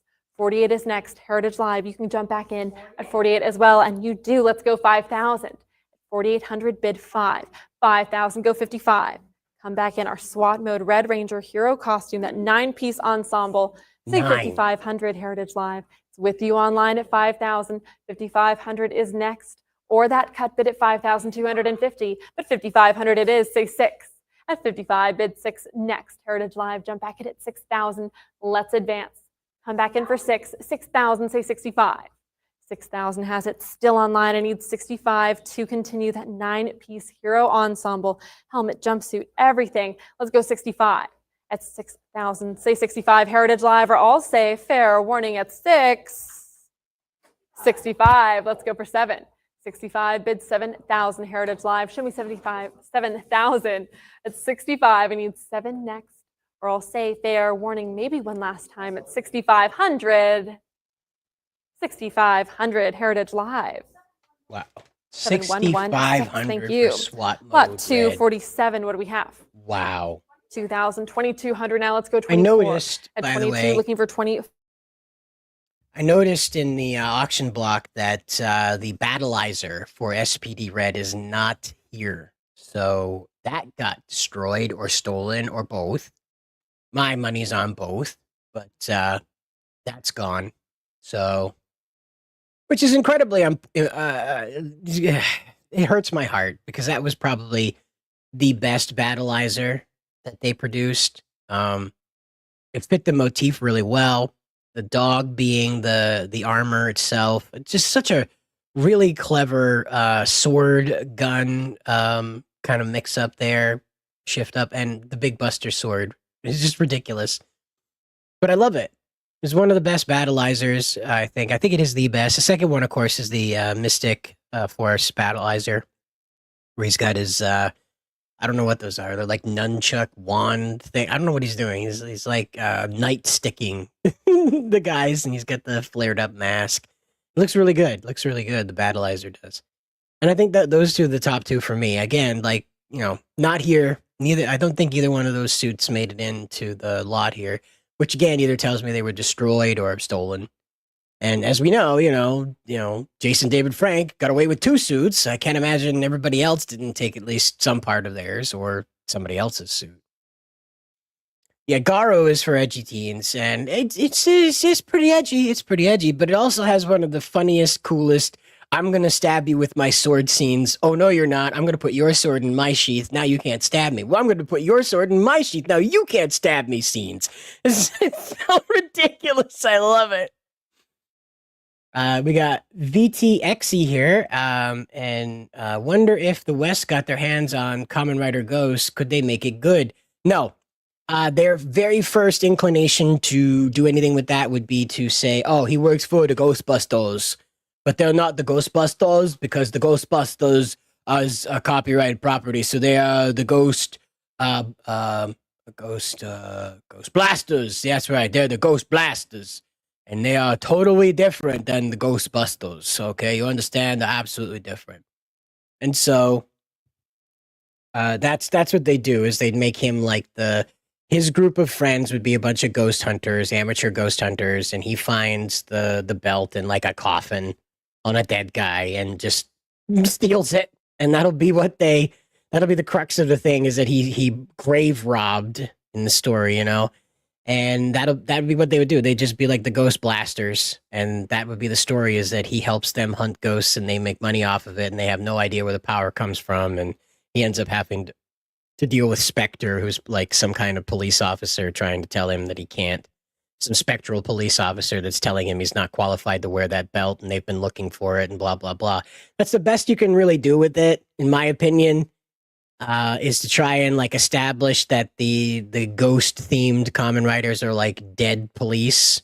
You know, they're like ghost police and they got to go around and like protect the dead from, you know, goofball monsters trying to eat them. And that'd be the only thing that I could really pitch at it. And I think that's over their head that they wouldn't be able to accomplish that. That might be too good for them. Like I really don't think like if Hasbro got a hold of it, oh no. They'd be all over the place. The very first thing they'd have to tell you is that the kid in the rider suit's gay, and his dad hates him, and the only reason why he's Kamen Rider Ghost is because his father chased him out of the house, and he found the ghost belt while he was living on the streets. You know, or it's a trans kid, right? That'd probably be what Hasbro would do with it, and that would be the focus of the show rather than the fact that he turns into an undead warrior. You know, that fights monsters with the help of a sassy belt. You know? Yeah. But again, like, that's my fix, and I'm usually, you know, a little more passionate about it than the people they hire. So, but yeah, that would be my best guess is that they would do something like the Ghost Blasters to try and do Kamen Rider Ghost. And again, look at that. That went for $3,600. Amazing. Amazing. Like if you wanted to steal these suits, man, you can probably for probably about $120,000 you could wrap up this whole franchise. Probably about $120,000 the way this is going. You wrap up the whole franchise. Start your own Power Rangers museum. Unbelievable. Take a listen. As the Green Ranger, his hero costume in Power Rangers SPD. I need you to come back in Heritage Live at 32, or I will sell it 3,000. Fair warning, 3,000. It's 102. Congratulations. I know you got to pause. You're like, no delay. Someone in the room won it. Time, lot 252. What do we have? 17, go 18, 1750, 1800, 19, 2000, say 22. I've got 2200, say 24. 3 again, that's a good lucky one. 3,000 back in the room. Heritage Live, what do you say to 32? They say yes to 3,200. What do you think about 34? 34, yes.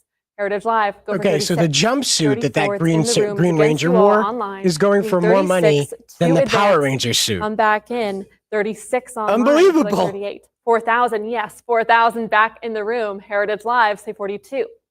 4,000 Gentleman's bid, it's against you online, Heritage Live. Say 4,200, come back in. Of course, our Bridge Carson Green Ranger uniform and accessories go for 42. They're on 41. You want 42, 4,200. You are in the a true room, man Heritage of culture, Live, say Timon. 44. A true man of culture. 42. Go for 44, Heritage Live. It's against you online. Bid 4,400. Advance us, or I will say fair warning at 42. 42 to you, sir. 102. You're on a streak. You're on a streak. About 253. Wow. What do we have? 14, You got a good point. 1,500, but They a could do prior that. 15, They 16 could do comes that. back in. Let's make it 17, and I But have that. they're not there. 18, 19, No. say I 2,000, don't even and I think they have that. Keep it going, Heritage contract Live. with, Let's advance Toei our anymore, Green even. Ranger action costume. 5-piece ensemble here, still from Power Rangers SPD at 2,100. Who will say 22? We're on the cut. Oh, here I at get it, because 21, they all have Heritage Live. stars Go on their back in chest. Oh, at that's 22. clever. Yeah, Advance all us stars, at because they all have 2,200. stars on Has their to be chest. 22, exactly. Okay. 22, there it is. Say 24. At 22, looking for 24. That's funny. Come back in. 5-piece ensemble. 2,200 has it, and I can sell it there unless I see that advance to 24. Fair warning. 2,400 for an 22, SPD green suit. wire. Let's go Unbelievable. 24. This is the 22 timeline we live on in. the cut once more, Heritage Live. Will you say 24? Don't let them cut you out. That was you at 22. Let's give it one more try. Get involved at 24. There we are, 2,400, bid 26. 24. 26 is next. Say 26, Heritage Live. Let's advance. Bid 2,600, or it's fair warning at 24. 2,400. There are people in the room bidding on these things, and I have to believe it's for their private collections. 254. What do we have? 2,200, say 24, 25. Thank you in the room. There could be an authorized member from like the Smithsonian or some type of Hollywood museum here to get some of this stuff. 28 online because here it's as well. it's not that 3,000 is my advanced expensive. bidder. Let's But 32. there's At mostly 3,000 private collectors probably against you made in the room. It's pilgrimage against you here. online. It's with my advanced bidder for our SWAT mode Green Ranger hero costume, that 8-piece ensemble. 3,032, sir. 3,200 back in the room. 34 with my advanced bidder. Would you like 36? 35. Was that a cut bid, or you're out? Okay, just checking. At 35, I have 3,550 with my advancce bidder. You got a good point there. 35. 50. That's true. The uniform is more striking as far as SPD goes. That you like. Because they'll think you're a Deca Ranger. Would you like 36? 3,600. Just in the Thank suit. you, sir. It's a good point. We've got a prior online as well. Would you like 38? I would accept your cut to 37 at 36. Looking for 38, Heritage Live, you can jump in at 38 as well. At 36, it is only money. Yes, 3,800. If you don't spend it, what will happen to it? No one will use it. You have to enjoy it. At 3,800, back in the room, it's against you all online now. We've had a great showcase of all the different ways that you can bid in advance. At 3,800, go for 4,000. It's in the room at 38. Heritage Live is against you. Bid 4,000. 39 on the phones. We've got every possible way to bid here at Heritage Live.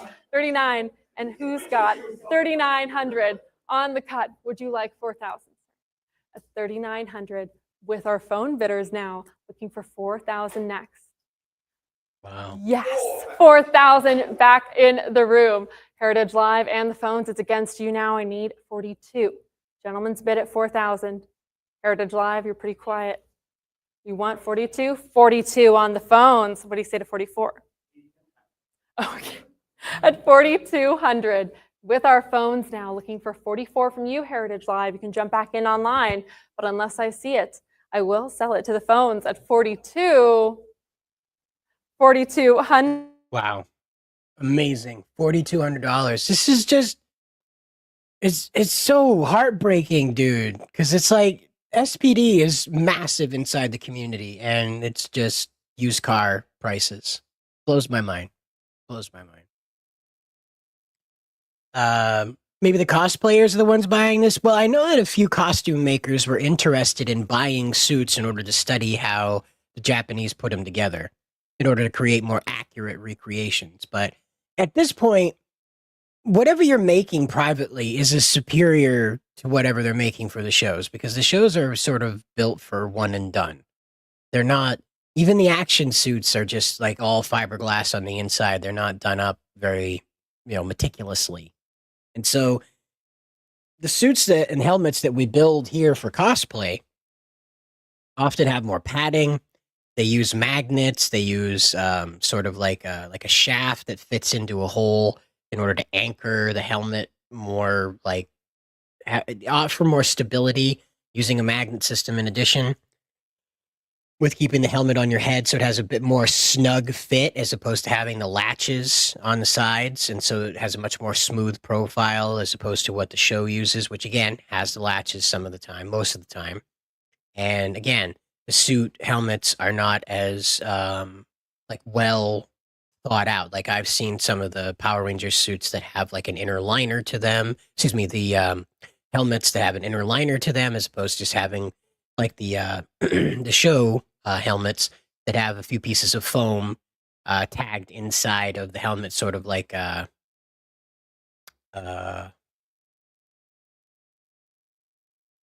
construction helmet. That's what I was thinking of. Sorry, my brain blanked on what a hard hat. There it is. Sorry, I was like, it's a hat and it's hard. What is it? So I don't know. It's a helmet. It's a hat. What is it? So anyway, a hard hat, sort of like a hard hat, has like this apparatus that cups your head. It's sort of like how the foam is inlaid in the helmet. And then because of the way that the helmet is shaped, when that foam presses into you and they latch the sides down, it creates a snug fit on your head. As a cosplayer, you've built a much more advanced helmet than what they're using on the show. Even the stitching is more advanced because you're inlaying a different fabric than what they did with the show. So you have to match it up in a different way.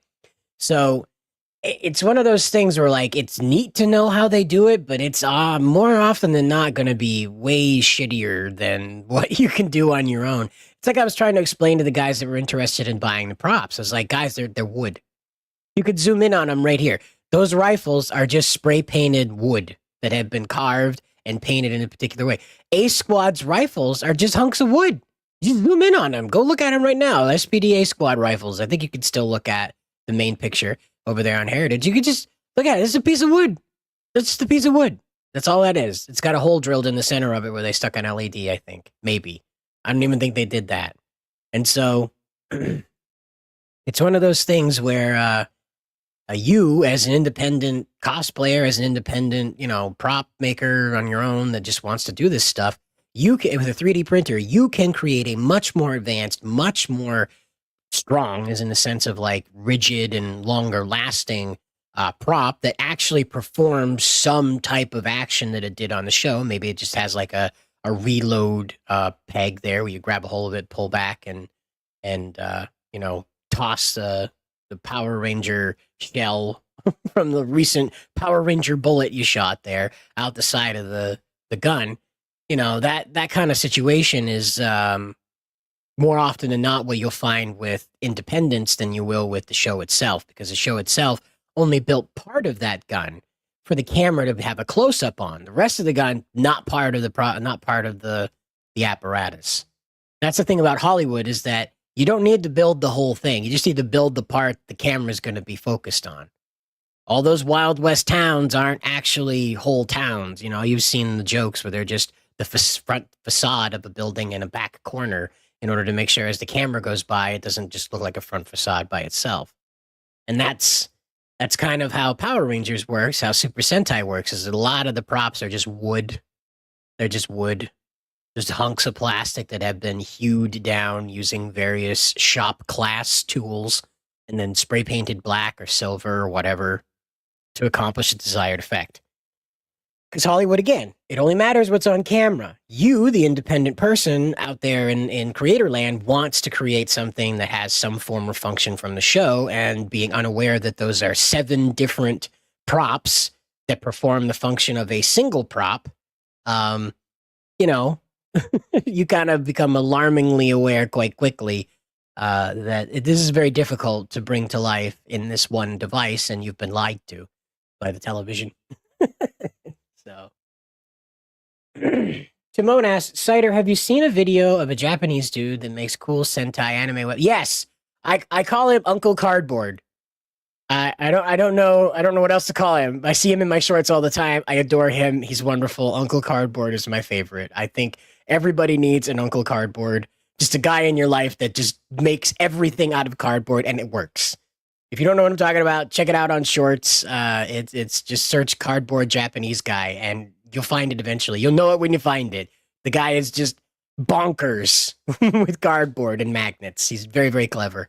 Builds these great like Final Fantasy weapons, as Timon said. Builds these samurai Sentai weapons, anime weapons, video game weapons, all out of cardboard, and they all mostly do what they do in the show. Excuse me, in the productions that they're from, because he hooks them up with like a rubber band or whatever and demonstrates that. And it's just such a really. The other thing is that because he's tradition. I think he's probably an engineer. That's where he gets this, or a retired engineer, really bored, something like that. And so the other thing is that when he's like done with these things, they fold up into like compact little unassuming shapes of cardboard. And then with a couple of like magnet poles and clips, and you've got a sword and a gun and what looked like just a hunk of cardboard hanging on a cardboard wall. It's crazy what this guy's able to do with cardboard. I myself have been like kind of beside myself, like, well, why am I bothering doing 3D printed props? I could just build most of this stuff out of cardboard and then paint over it. The camera's only going to see this cool transforming device. It's not going to see all the corrugated paper underneath the paint. So I don't know, man. It's like this guy, he's pretty cool. You're right. It's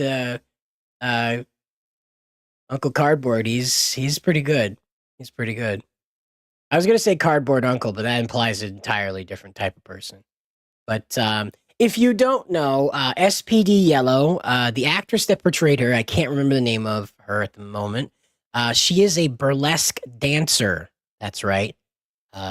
Much to like the similarity to Martina Markota. It's a name that gets around the sphere a bit. Miss Martina Markota, a burlesque dancer. And this actress who portrayed the Yellow Ranger in SPD had a latex version of her SPD uniform recreated with yellow stiletto-heeled boots for her performances. And so, if you're in the area of wherever she's performing, you can catch that show, I guess. But that came to mind as I was looking at this SWAT armor that they're doing here. And it would appear that this fella in the room is doing he's collecting things. He's collecting most of the series here is what it looks like. So a couple of fellas online are bidding against him. But it's been like 4 guys that have been running most of this auction. So for those of you who won things, bits and pieces there, bravo. It was hard earned because there's apparently some guys that are trying to start a museum here. I have no information. I'm just guessing with who's been winning. I've been hearing them passing around number 101, number 191, some 100 number with a 0 in it constantly. So looks like she's swapping out for another. Yep. All right. Our original auctioneeress is back here. Yes, Monica May. She is a lovely lady. I don't know what she gets up to when she is not burlesquing, but when she is, she's a lovely lady. And I encourage you to not look at that in the company of other people. Okay? Just heads up. But she's reading something here. What is she saying? The integrity of the spandex components. What do we have? 16. It's 1700 asking 18 next. Heritage Live advances here to 1800. 18. Yes, there's 19 too. 2022. 21 on the cut. Bid 22. It's 21 asking 22. 22. We have bid 24.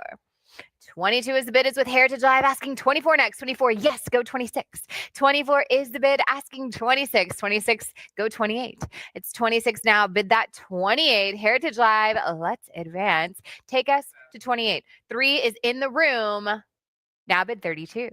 3,000 is the bid. It's here in Dallas. Heritage Live, advance us to 3,200 next. 3,000 now, go 32. 3,000 asking 32. Heritage Live, let's advance. Bid 3,200 or that cut of 31. Fair warning. And that's 3,000. And that's bidder 104. Congratulations. 104. There he is again. He's right in the room. That's the guy. Lot 260. For 260. 2,000 is in the room. And 22, go 24 for Power Rangers SPD. Alicia Purott Armstrong as Sid Drew, Pink Ranger Hero, officer uniform, and accessories. 24. That gal was like peak 2005. That girl, the one that played Sid. Oh my gosh, like that. Everything about that girl was 2005. I miss that so much. I'm so glad that they chose her too. By the way, she's a small, sassy little thing, so she like equals up to the Sentai footage from Deco Ranger very, very well. So like in and out of the suit, she and Jack had probably like the best adaptation to Sentai footage relationship I'd ever seen. Like that, I forgot a lot of the time that this was that I was looking at Deco Ranger footage because of how good Brandon McLaren's performance was as Jack, because of how Ban is in the Sentai footage Deco Ranger. Likewise with Sid, her performance it lines up exactly with Deca Pink's very sassy group focused attitude in the show. So are they leaving MM for last? No, that went already a long time ago. That was way a long time ago. They're selling this in chronological order. We have left the Saban era. It's all over with. That stuff's all gone. The second half will probably deal. They're 75% through this part. So tomorrow, when they fire this up again, I think it's around 11 Eastern Standard. 11 Eastern Standard. This will probably be Neo Saban. They might make it to RPM tonight. I'm not sure about that, but they might. There's a lot of Jungle Fury stuff to get through, but it's not like pages of it, but there's a considerable chunk of Jungle Fury stuff to get through. I think SPD has the most complete collection out of all of these. I'm not sure on that one 100%, but I think that one has the most. Yeah, because Doggy's there, Max is there, all the jumpsuits are there, the helmets are there, the suits are there, the sidearms are there, the morphers are there. So yeah, I think this is all I think SPD has the most complete of them all. Yeah. Because the Mesogog head is not part of Dino Thunder's offering. So, yeah. VTSXC here says, did they sell the other SPD suits like Omega, Platinum, Cat, and Shadow Ranger? I don't think we've made it to Shadow Ranger yet. I think we've only just got through the initial 5, their jumpsuit, their uniforms, like their police uniforms, then their Power Ranger suits, and the SWAT suits. I think we're only just that so far through. So I think Sam's next. And then after Sam, I want to say they only have 1 Omega Ranger suit, and they have 3 Shadow Ranger suits. Only 2 of the Shadow Ranger suits have the Shadow Saber with them. And those, of course, were like bonkers going out of the gate with bidding right out of the gate. So that'll be another one that goes probably north of 7,000. But then again, who knows? Number 104 has been cleaning up. I think the other bidders went to dinner. So again, Power Rangers just isn't that big of a deal. There's people that are passionate like you and myself and a few others, but for most people, they just moved on from it because it stopped appealing to them from every vector because it stayed in that PSA moral-driven thing at the end. It never evolved. And so the appeal, you know how you're watching, like you just hanging out and like you'll catch like some kids hanging out and you'll hear them say something like from an anime you heard when you were a kid, like a Dragon Ball Z line or something, and they'll be playing like Super Saiyan or something like that, and they'll act like Vegeta and Goku or something. And they don't do that with Power Rangers. They just don't do that. I don't know the last time, like I live near an elementary school. I can see the elementary school from my kitchen window. They don't do Power Rangers. There's no kids out there doing that. They're just not. Granted, I live in rural Maine, right? So it's not like, it's like a mecca of culture around here. but Power Rangers is just not on the tongue of anybody anymore. You know, kids don't interact with it, so this is what it is. So I don't know. Shadow Ranger may go for 7,000, may go for 70,000. I don't know. It's a very special suit. People have a very special relationship with the Shadow Ranger suit as opposed to most of the other SPD suits. And I think it's because of who was the guy that played Doggy Kruger? Actor SPD. John Tui or John Toy, John whatever. The guy that played Doggy Kruger, the voice of him, did such a dynamic job that character is just absolutely transformed. And I don't think any other voice could have carried. Oh, there he is, right there, Doggy Kruger. So again, like I'll show you how beat up this poor costume is. We'll open the picture. Whoop. There. Check it out. This poor bastard has seen much better days. Like this is just awful. This poor guy. And I do have to appreciate that Disney, like this was made like 2004, 2005. So this suit has been around for the better part of 10, 20 years now. And that's what it looks like. And Disney really put their backbone into the suit because it's animatronic. It's an animatronic suit. And it's done, when you think about what the Turtles went through, right? What those suits looked like when they uncovered them after so many years in storage.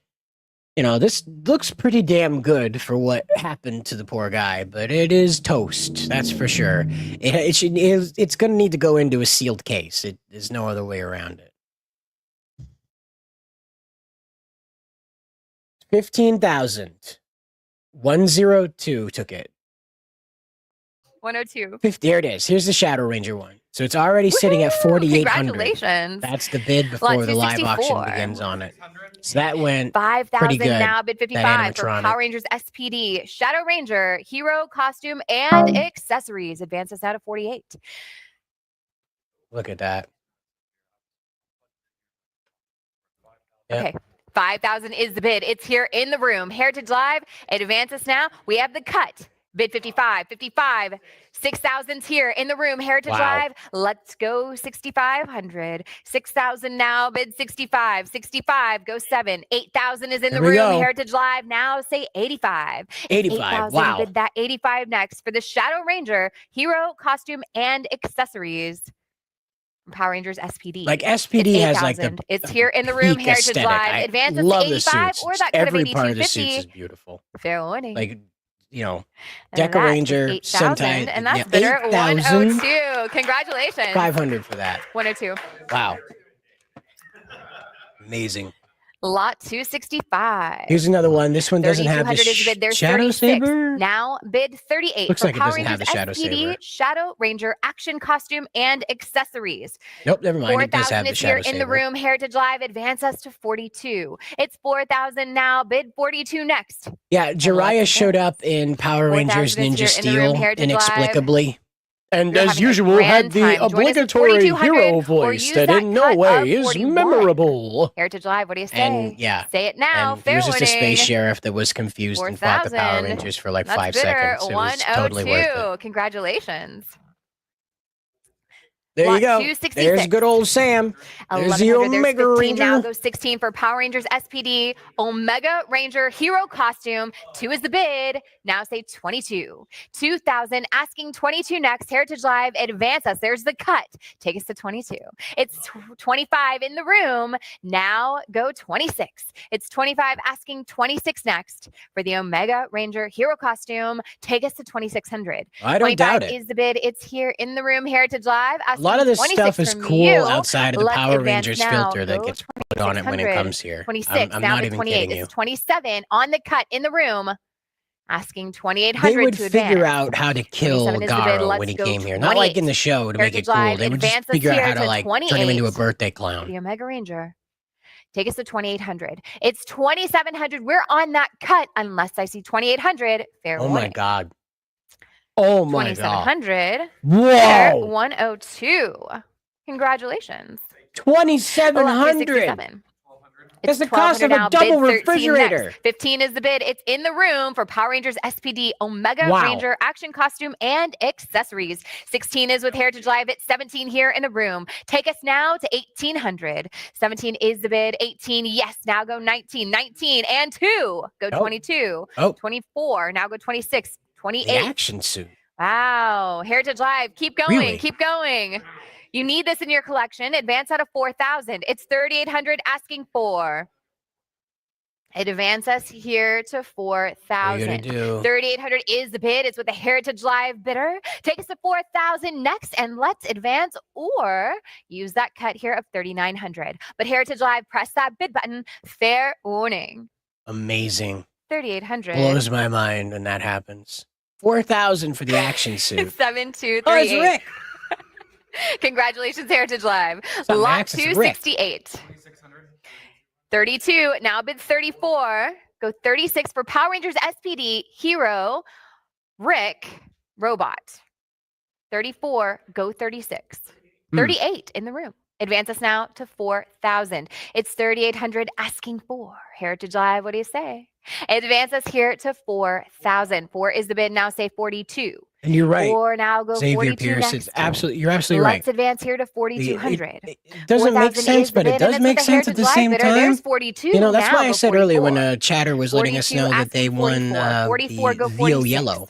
Sorry, 44 now. I just don't There's want to talk over 46. this. They won the Zeo Yellow. That's not a really high contested suit, but considering these guys are going for complete collections, they're in the room. There's like 4 guys in the room that are going for complete collections. That's a pretty big victory. These guys are fighting tooth and nail for this stuff. Where's she at? 6,500 asking 7. 7 is the bid. Now 7,000 for Rick. 7,000. Go And they sold an Omega asking Ranger 8 suit next. for 8, yes, now bid 2,800, 85. 2,200. It's My 8 gosh. asking 85 next. What Heritage is Live, this? There's 85. Take us to 9. 9, yes, now bid 95. It's 9 now, saying It's going to 95 hit next. Heritage $10,000 Live. for Rick. Advance us here. Bid Hi, 95. Kobe. Now say 10,000. 9,500 is the bid. Asking 10. 9,750 on the cut. Heritage Live. We've come so far. Advance us now to 10,000. 10,000. Yes, bid 10,000 for Rick. 10,000 is what the Wow. Heritage Live bidder asking for 11. Wow. Heritage Live. Advance It cost us more here than that to make initially. to but whatever.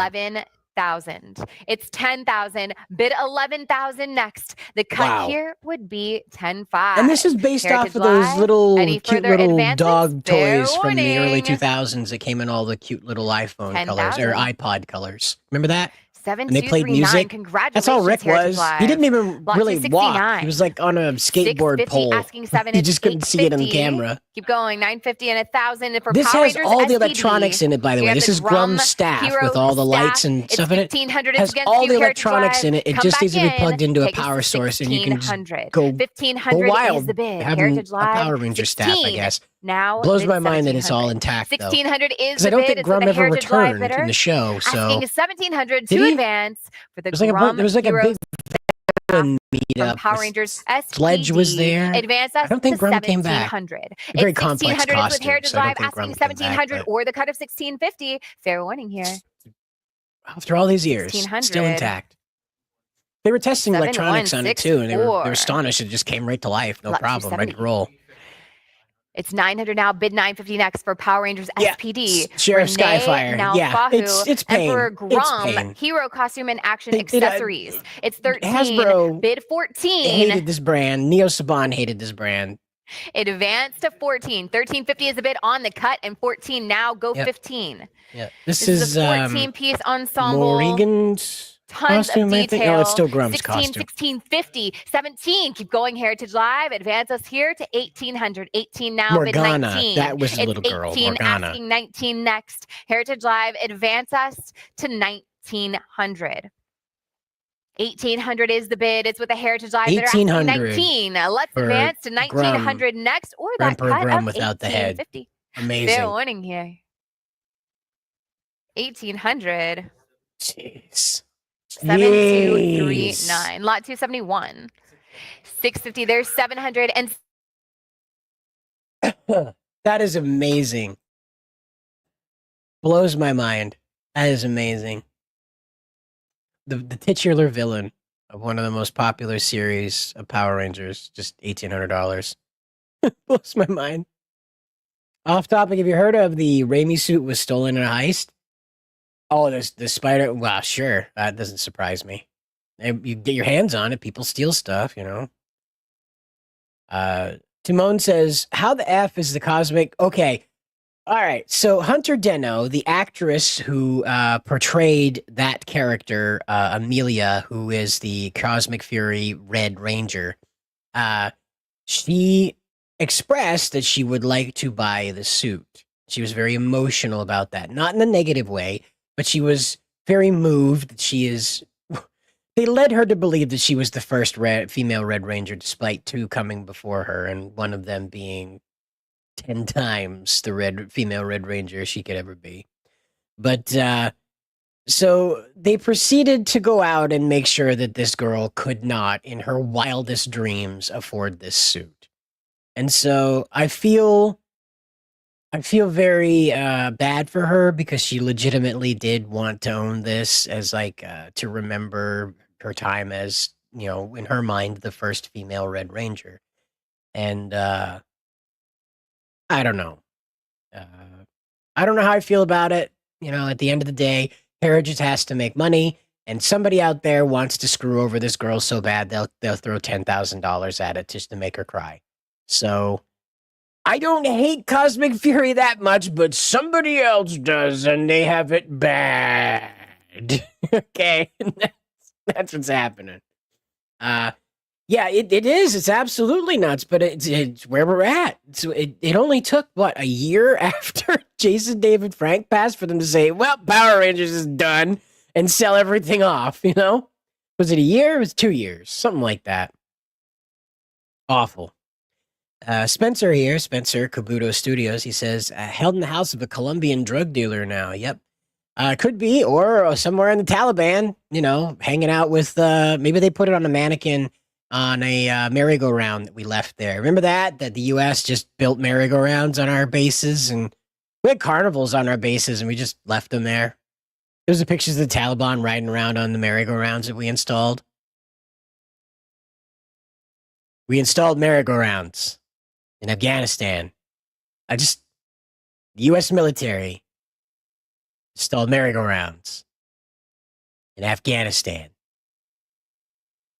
I don't know how to express the level of brain damage that causes me to say that out loud. I just don't. I've just done so much damage, I don't even know how to describe it. That's the problem. They should have given all the original suits the original... See, they weren't even notified about this, though, Bowsette. That's the thing.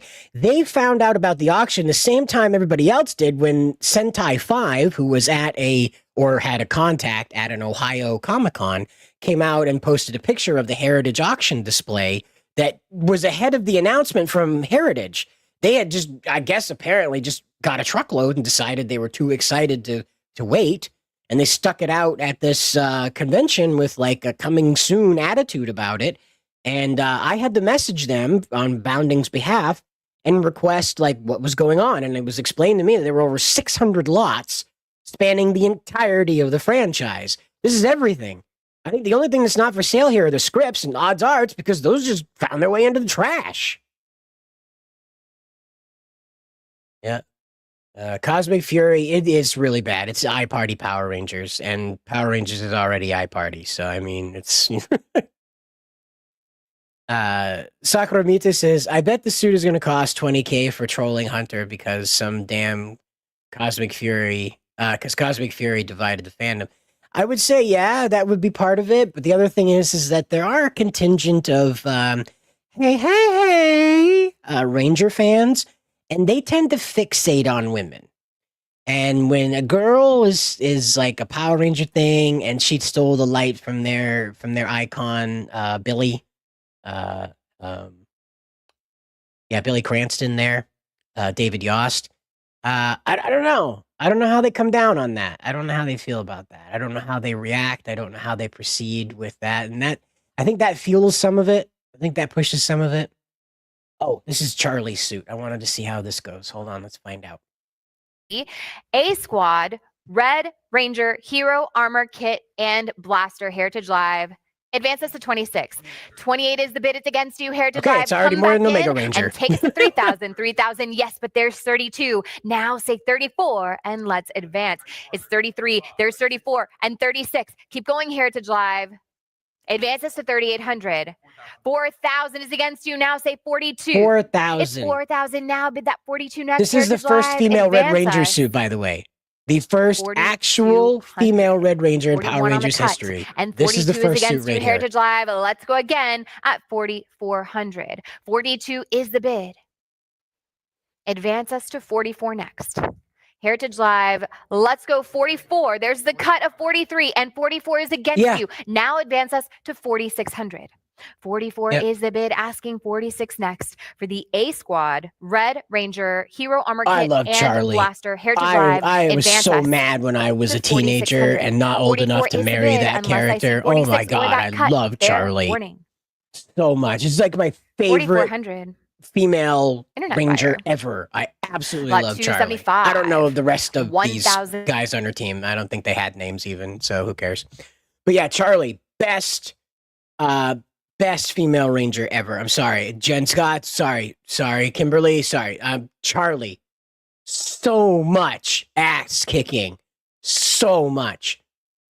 Not only, get this, not only is she the leader of the A Squad, meaning the primary defense of the U.S. of the Earth, might as well be the U.S. at that point. Primary defense of the Earth under direct command by Supreme Commander Birdie, right? Under direct command of Earth Commander Kruger. Okay, these guys set to the front lines to take the fight to Grum. Not only that, they survive that, right? They end up deciding that war sucks. And they defect over to Grum's side because he promises him payment on the other end. Charlie obliterates B Squad. They have to play B Squad against themselves and shame them in order to get an upper hand psychologically to beat them, because A Squad is a superior team. They have a superior bond. They have a superior, just a whole superior squadron to B Squad. And I just love Charlie so much. Such a cool character. Such a badass. We saw her for like 3 episodes. Such a badass. Such a badass. Do I think Amy Jo should be given the suit? It's a little late now. That suit went for $18,000. So I do not believe Amy Jo Johnson got that suit. I think the other one that went with it was likewise around like $12,000. So, and that was, I think that even beat out the Green Ranger and White Ranger suits. She gave up her shot in the Olympics to be a Ranger. Yep. Yeah, again, like, really, really cool. Really, really cool character.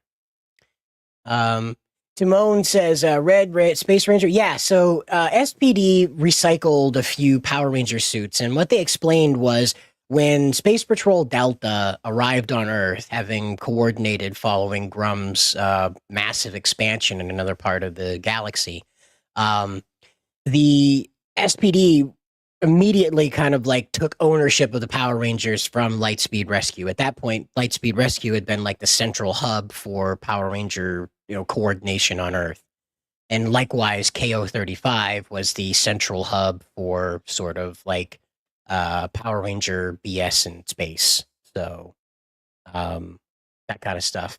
And so what happened was SPD showed up, and so the Power Rangers sort of surrendered their abilities as they aged out of them to the SPD Rangers. Now, because Wes in this timeline and Eric were part of the Silver Guardians, when they retired from the Silver Guardians, which again, before 2025, when SPD started, because they retired from the Silver Guardians, their technology was rolled into, Time Force's technology was rolled into SPD's. Now, it's said in the show that Dr. Manx, who is like, again, the Alpha 5 style character, the Dr. Fairweather kind of character, hyper scientist, tech focused, again, tall drink of water, absolutely beautiful woman who played that character, by the way. And there is an incredibly leading photo of her sucking on a popsicle in costume. And it is just, my little teenage brain couldn't handle that when I found that online. And it's like in 360p. It's like you can't really see anything, but you know what's going on. You know what I mean? But anyway, because they were marketing Power Rangers that way back in the day. But the show progressed from there, that by experimenting on the Power Ranger abilities in order to build a new power set and experiment with the reaches of the Morphin Grid, Kat Manx accidentally exposed her coworkers to like Morphin Grid energy. And so what happened is that they didn't get superpowers, but the children they had ended up with mostly psychic projection powers. In one case, like the Red Ranger, Jack could run through solid objects, like Kitty Pryde, and his adopted sister, who's not his real sister, character known as Z, the Yellow Ranger, she can duplicate herself, I think up to like 10. She can make copies of herself, up to 10 copies. And of course, the other ones have various abilities. Blue Ranger has a shield. The Green Ranger can read people's personal energies. And the Pink Ranger can transform parts of her body into various metals, like the Absorbing Man. So it was kind of a clever thing where they were trying to explain how the near future was dealing with compounded Power Ranger teams in a logical way. And so that's why you have In Space's helmets mashed up with a motocross suit, because that looked like an army-ready Power Ranger to Disney at the time. That was the best they could come up with. And I admire it. It looks really sexy on screen, but I think that has more to do with just Charlie's actress being so well built that you could probably put a trash bag on her and she'd rock it. So, let's rock it. Remember that? Yeah, exactly. Yeah, it does. And again, like, it was a different time. This actress went on to play Master Gwyn in Power Rangers Jungle Fury. So if you're trying to like picture who this woman is, just an absolutely stunning lady. It seemed to be like Disney had like the knack for finding the most gorgeous women in New Zealand to play Power Ranger mentor characters. Like Udana, that actress passed away of cancer, I believe, but Udana still just an absolute beautiful woman, gorgeous, drop dead, wonderful lady. Great energy in the eyes. And it just seemed like Disney had a knack for finding these people and nobody else did, you know? The last one that had that magic eye thing was the gal that played Dulcia in the Power Rangers movie. That's the one. Because like Divatox, you could tell that character, that actress was putting on a show. She's very great at what she did, but her eyes wouldn't sell it. And that's the big thing when you do live action. That's what really makes it the most difficult thing when you're playing a live action villain, is having the crazy eyes. A lot of people can talk crazy, they can mannerism crazy, but it's the eyes, the crazy eyes. It's just not there sometimes. And Divatox, great actress, very, very skilled, very wonderful voice actress as well, as you could tell with her performance. But the eyes, you could just tell that she's like, I'm getting paid for this. That kind of look in her eye, you know? And, but like I said, Kat Manx and most of the Disney, is that the Gotchard suit? Close, but, I bet if you ran it through Midjourney a couple times, that it would spit out Gotchard. I'm not a fan of Gotchard, by the way. The latest Kamen Rider series has been a little dry for me. Geats ruined me. Kamen Rider Geats has probably been like the best Kamen Rider series in the past decade for me, and I love 01. I named our live stream after that, but I love 01. But yeah, Geats ruined me. I don't think there'll ever be a Sentai in the next decade that can match Geats. It's just through the roof. Good, solid. If they had like Sentai awards, that would have cleaned up like the Oscars, but it's just Kamen Rider Hongo doing the dab pose. It's like a solid gold statue. They call him the righties, you know? But yeah. And of course, these are the henchman suits, and the scan part of these guys' collection that are in the room, and they're running the bid up here. They are, see what they're sitting at with this one. Come this far, let's go again at 1900. Bid that 19 or the cut will take it. Fair warning. This one did not come with a helmet, but it did come with all of the weapons. Came with like 8 different weapons, like these ones right here. This blaster arm. You remember the bots in SPD had like those weird satellite blaster arm things. And then the sabery things that were totally not Time Force sabers. But anyway, these lots, that previous lot contained that suit, 2 suits rather, no helmet, and a bunch of swords. See, I was watching that because nobody had bid on it up until this point, and it went for peanuts. So again, I mean, if you had like a down payment on a Honda Civic, you could buy most anything that went through the auction today. It's quite disheartening when you really get down to like how far this brand has fallen, you know? Really sad. Probably mid to mid-range. I still don't think they're going to invest anything, Sakura Mida. It's making less than $50 million a year. You can barely afford to make toys to support the brand at that point. You know, I don't see how they could spend the money to spin up anything, you know? And it would have to be like pure baby slop to put on at daycare centers, because a full-blown Power Rangers animated series to appeal to like a teenage and young adult audience, in the vein of like not necessarily like the tragedy and like comedic violence of Go Go Loser Ranger, but like in a more mature look at the Power Rangers brand than what the franchise has been.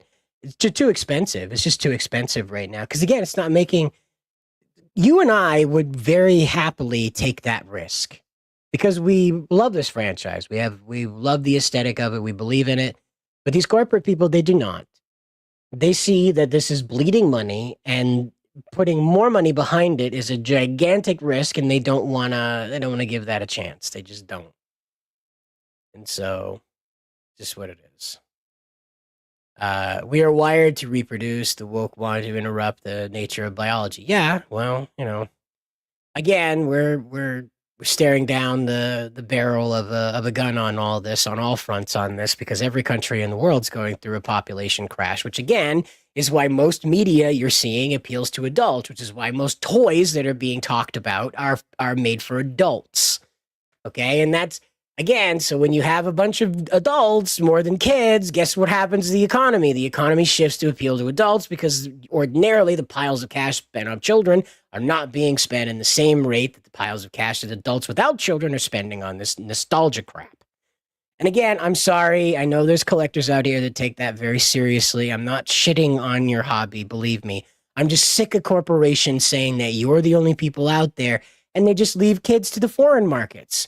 Gee, why is anime so popular? What could it be that just about everything we make here in the West is aimed for a 30-year-old male, a 30-year-old woman, a 30-year-old cat appreciator, a 30-year-old dog appreciator, not a 12-year-old kid?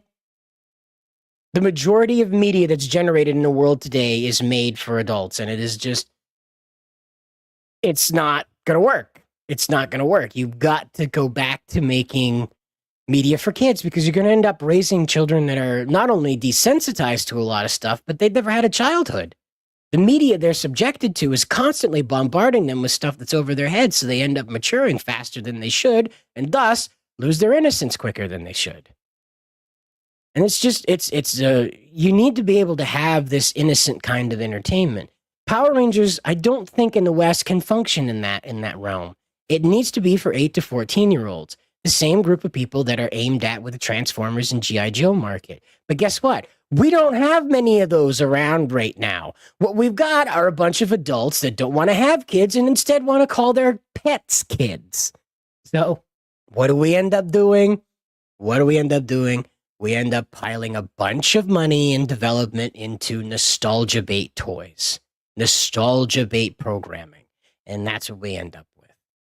You end up with miles and miles of stuff made to appeal to an adult demographic that has to work, has other interest, would just go back to the regular show that they grew up with, and the reproductions and sequels or whatever these new shows are meant to be, wither and die, which is, as pointed out, you see Velma, right? Because again, it's not built on anything other than someone's private fan fiction. There's no attitude to it. Now, again, this is why the last 2 seasons of Power Rangers failed. Last 2 series, Dino Fury and Cosmic Fury, because Simon Bennett did not take the foundation of Sentai seriously. As soon as he was out from underneath the show, he came out and made a series of tweets explaining that Velma, not Velma, jeez, Sentai, he didn't take Sentai seriously. He had a hard time taking the toy-sized Zords and the plastic swords and the rubber suits seriously. He explained that he and other show writers would sit and watch Sentai and laugh at it.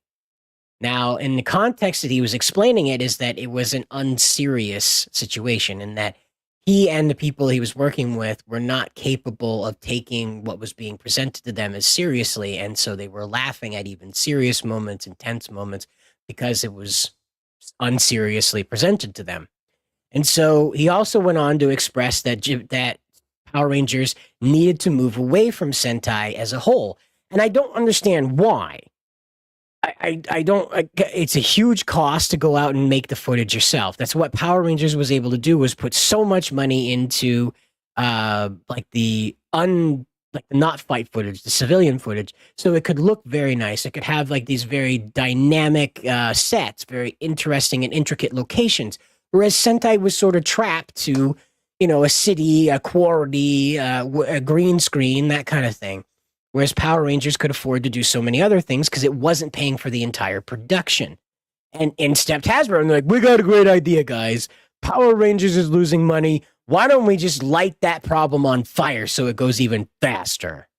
And that's what they did, is they just lit it on fire and burned it to the ground in a hurry, because what do you know? When you're hemorrhaging money, what's the best thing to do? Hemorrhage more. Yeah, just you start off with a little pinhole, just rip that sucker wide open into a complete failure. And that's exactly what happened. They picked that scab, and guess what's underneath it? Pain. That's what was waiting for them. And they created, I'm going to tell you, a couple of very ugly ass seasons. And there's so much beige sand color in Dino Fury and Cosmic Fury because they take place in the same environment. It's just absolutely disgusting. Levels of beige sandpaper color all over the place. There goes dinosaurs, so we need to make everything look like it's sand squid.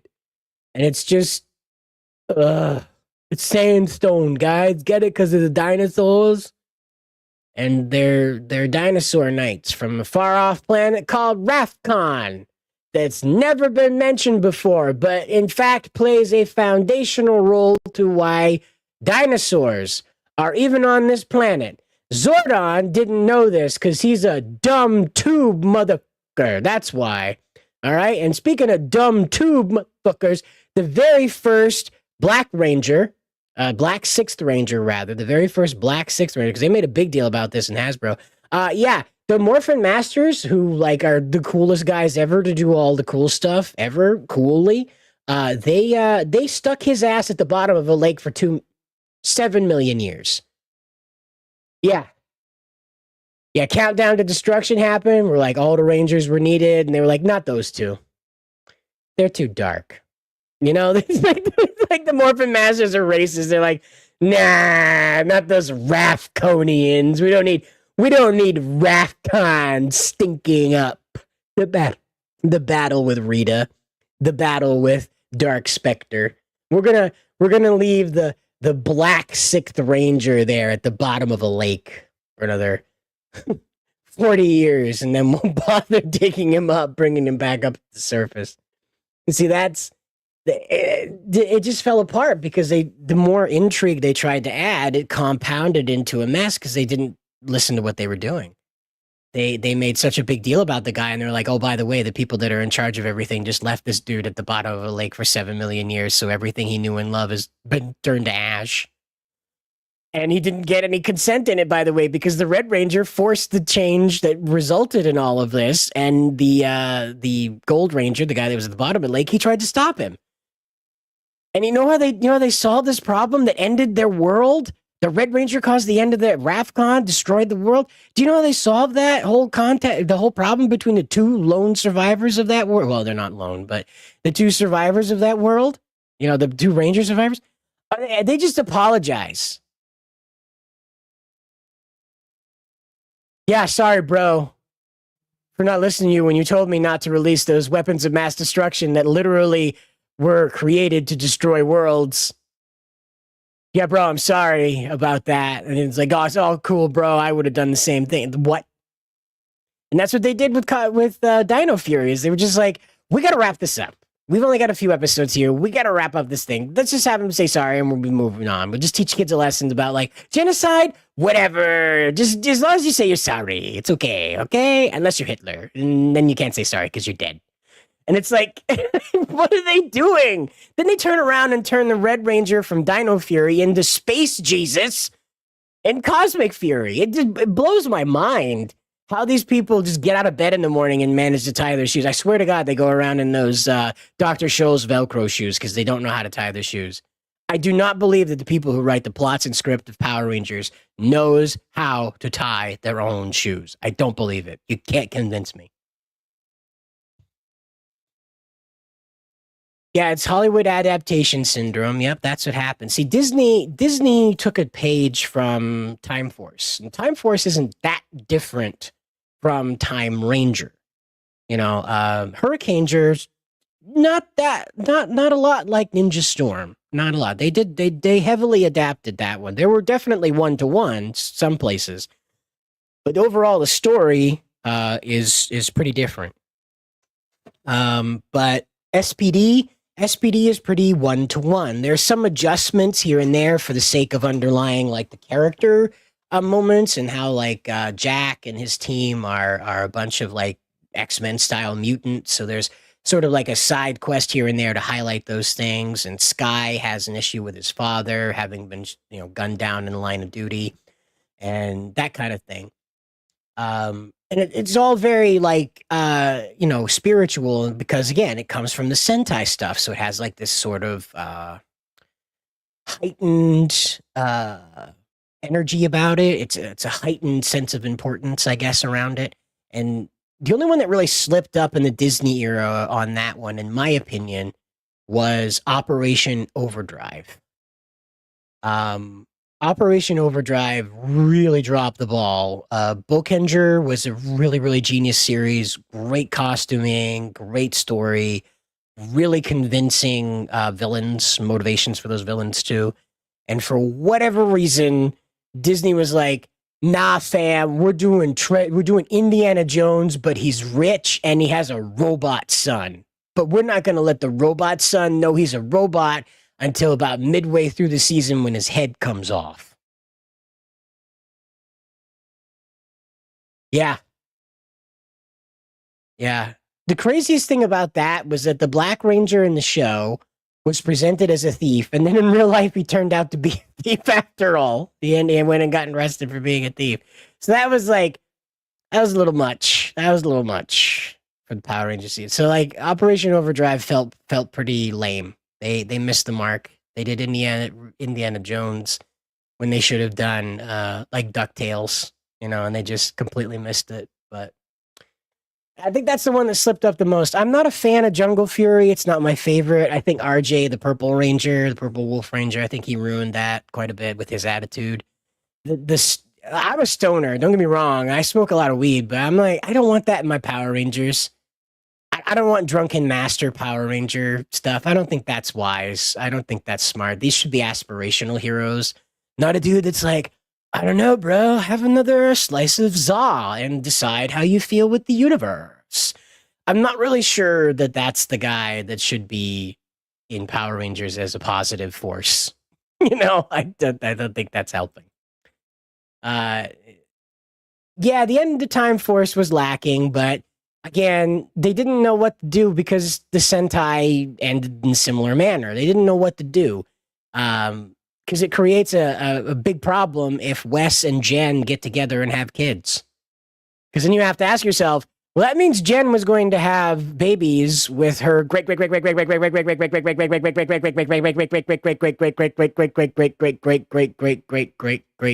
grandson. So, yeah.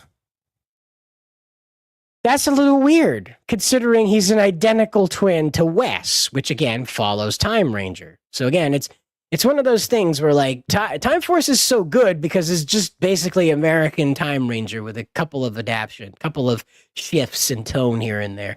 Like Rancic, I think, is a vast improvement over the gangster that they had in Time Ranger. I think the mutant plight of being trapped on the outside of society is much better executed with Time Force than it is with Time Ranger. Also, kind of got away from people, didn't really notice this part. Year 3000, where Jen and the crew come from, not Wes, eugenics. That's right. Babies are like certified of like being perfect and wonderful and not at all defective. And if they are defective, whoops, out into the gutter they go. That's the year 3000. That's the future. That was shown to us. Babies on an assembly line. I shit you not. That is in the first episode of Power Rangers Time Force. They are full on eugenics in the future, and that never gets corrected. Never gets addressed. We're engineering babies. But we're the good guys. Yeah, I've seen it. A lot of Power Ranger parodies tend to fall flat because you can't out-camp the Power Rangers. So you make a joke out of the Power Rangers, it still feels germane to the property. It doesn't feel like a parody. Even the Mighty Moshin Emo Rangers, you remember that from 2009, maybe? The Mighty Moshin Emo Rangers?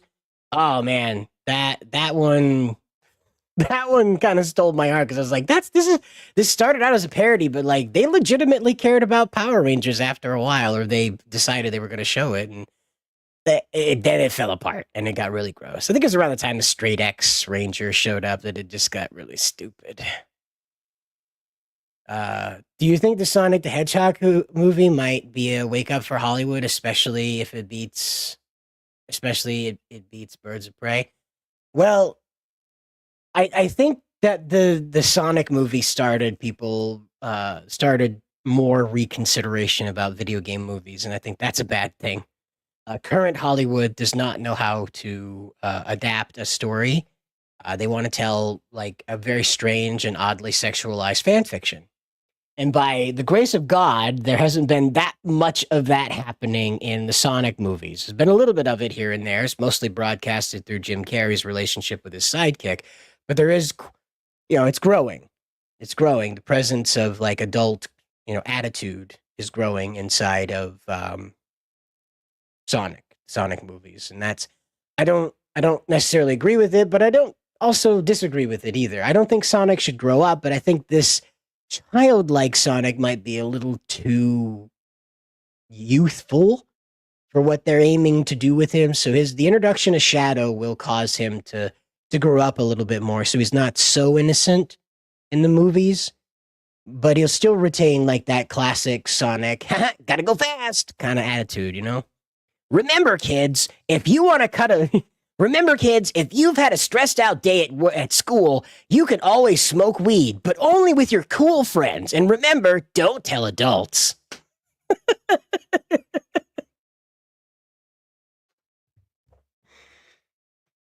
It's your old pal Sonic here, reminding you to smoke weed every day. But only with your cool friends, not those losers that want to tell the adults.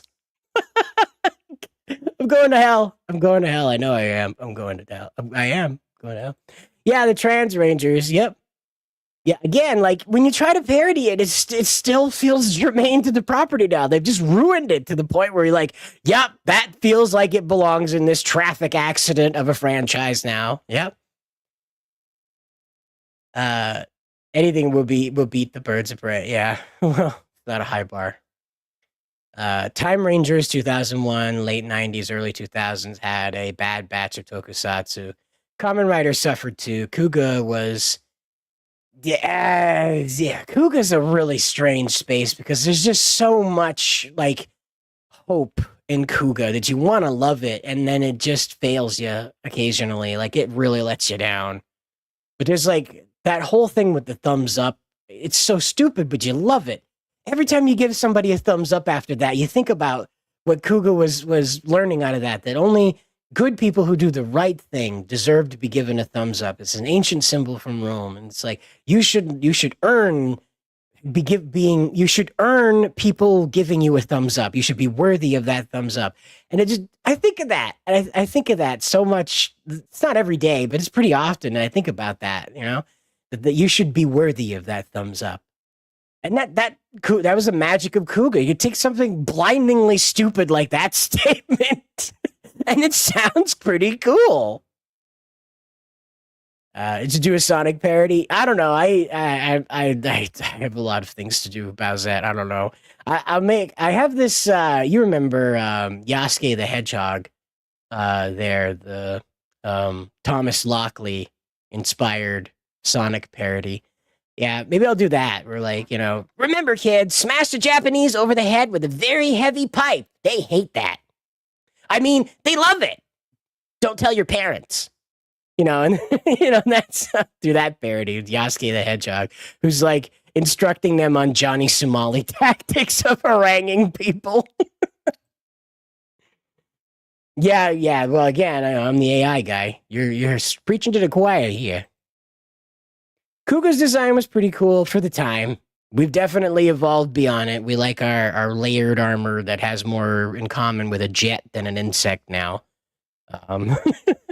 You notice that the Kamen Rider armors look like they're stealth fighter planes just strapped onto a dude now. I noticed that mostly with Gotchard's design. Is I was like, that looks like a fighter jet, just like on a dude, like strapped to a dude. But yeah, Kamen Rider 4s was like that too. Kamen Rider 4s was a bit of a letdown for me. I appreciate what it was trying to do, but I really think like the school kid aspect just really took away from the energy there. It's just one of those, I don't know. I like that it was like very space focused, and the helmet, of course, is really cute. I really like the rocket helmet thing. It's adorable with the little thrusters on the side of it. Absolutely adorable. But I just think that the in school aspect of it really just took away from it. Had the story been more aligned with like a space program, and this was an experimental space suit, and this guy was like, brainwave connected to it because he was a developer, and that's so you have like this hapless greaser looking guy because he's the test subject for the suit having to pilot it. It fits better in my mind, but I don't know. I get what they're trying to appeal to younger audiences by having the characters in high school, but it gets a little much with some of the premise. It gets to be a bit much. A thumb sideways was to spare a life. Well, that's true. Again, like in Japan, they decided that in Rome, when you get a thumbs up, you're a cool dude, and you should like live up to that, despite what the actual hand signals meant. Again, like we do stuff here in the West where like I'm sure the Ninja Turtles are doing moves that don't exist in the ninja's arsenal. It's one of those things where game of telephone, if you will. Yeah. Yeah, well, the Metal Hero problem is they did a Gavon movie. I want to say around the time it was about 10 years ago now. I think it was Deco Ranger 10 years later that was in association with. There's a Gokaiger tie-in, maybe. It was a different movie. Anyway, yeah, so they brought that back, and the problem is that they didn't really update Gavin's appearance. They updated the technology that grants him his appearance, like suit-wise here in Hollywood land, how that executes. So it looks much cleaner. Very nice LED system. Of course, the chrome is stunning in the HD footage we're able to capture now, but it just falls absolutely flat because the design is not modern. It's very, very much late 80s, mid 80s rather. It's very, very, very obviously that. And there's no way to really update that armor. It's still going to be chrome and black. It's going to be like the Tesla Space Sheriff, any way you cut it. And so I think that's you're going to have to come up with a new style for that, for the Space Sheriff thing. Like for me, I played one of the songs from the Star Lane Squadron property that I'm working on, and that's meant to be like a Power Rangers that patrol the commercial travel lanes between Mars and Earth. as like a rescue force, but also as a police force in order to keep things peaceful and moving, flowing.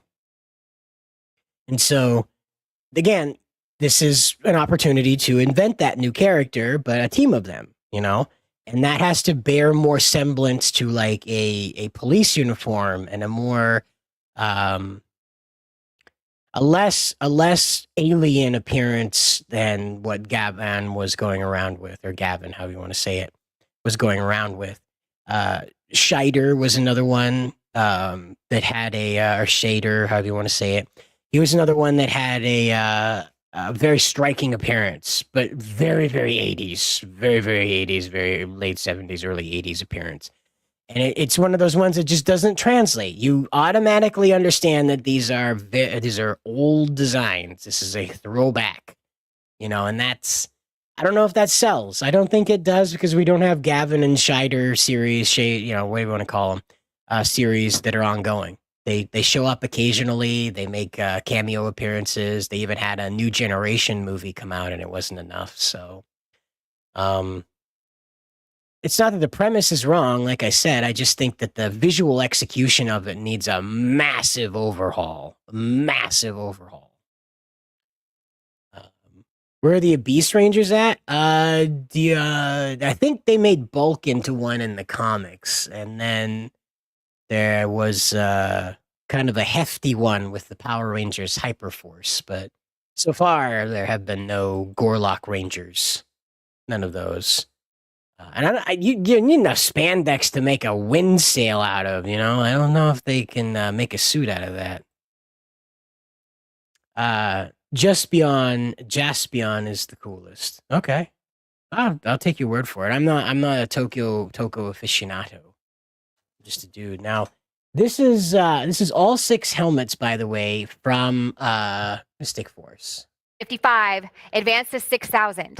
5,500, asking 6 next. Advance us here for the Power Rangers Mystic Force, group of 5, Hero Ranger helmets. Oh, 5 helmets. You get a red, a green, a yellow, a blue, and a pink. Heritage Live, take us to 7,000. 6,500 is the bid, asking 7. Heritage Live, let's advance to 7,000. Or try that cut here of 6,750. Heritage Live, any further advancements? Fair warning. That's 6,500. Okay. Wow. 7249. And with that, Those thank you all so helmets. much for having me. Congratulations to all the winning bidders. Peyton will take you through more Mystic Force, Lightspeed Rescue, and the Monsters. Oh. Ooh. They are not in order. Thank you so much, Emily. Well done. 4,400, 6,000, even better. Let's go 65. I love when that happens. 65, say 7.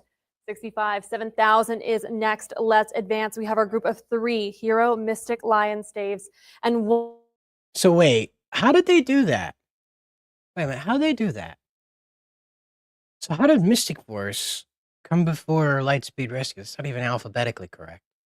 How did they do that? What the hell? Because they put Mighty Morphin first, and they did Turbo, then they did Zeo, then they did Turbo, then they did In Space, and I don't understand. Anyway, maybe they forgot about Lightspeed. They're just like, oh crap, we forgot these ones. I don't know. But either way, that's what's going on there. And so this person just bought all the Mystic Force helmets. Excuse me, the 5 Hero Mystic Force helmets for roughly $1,000 a piece. So I think you can do better than that on Etsy, but those aren't screen worn. So Vita Roca, is that's the Pink Ranger from Mystic Force, right? Sakuramita?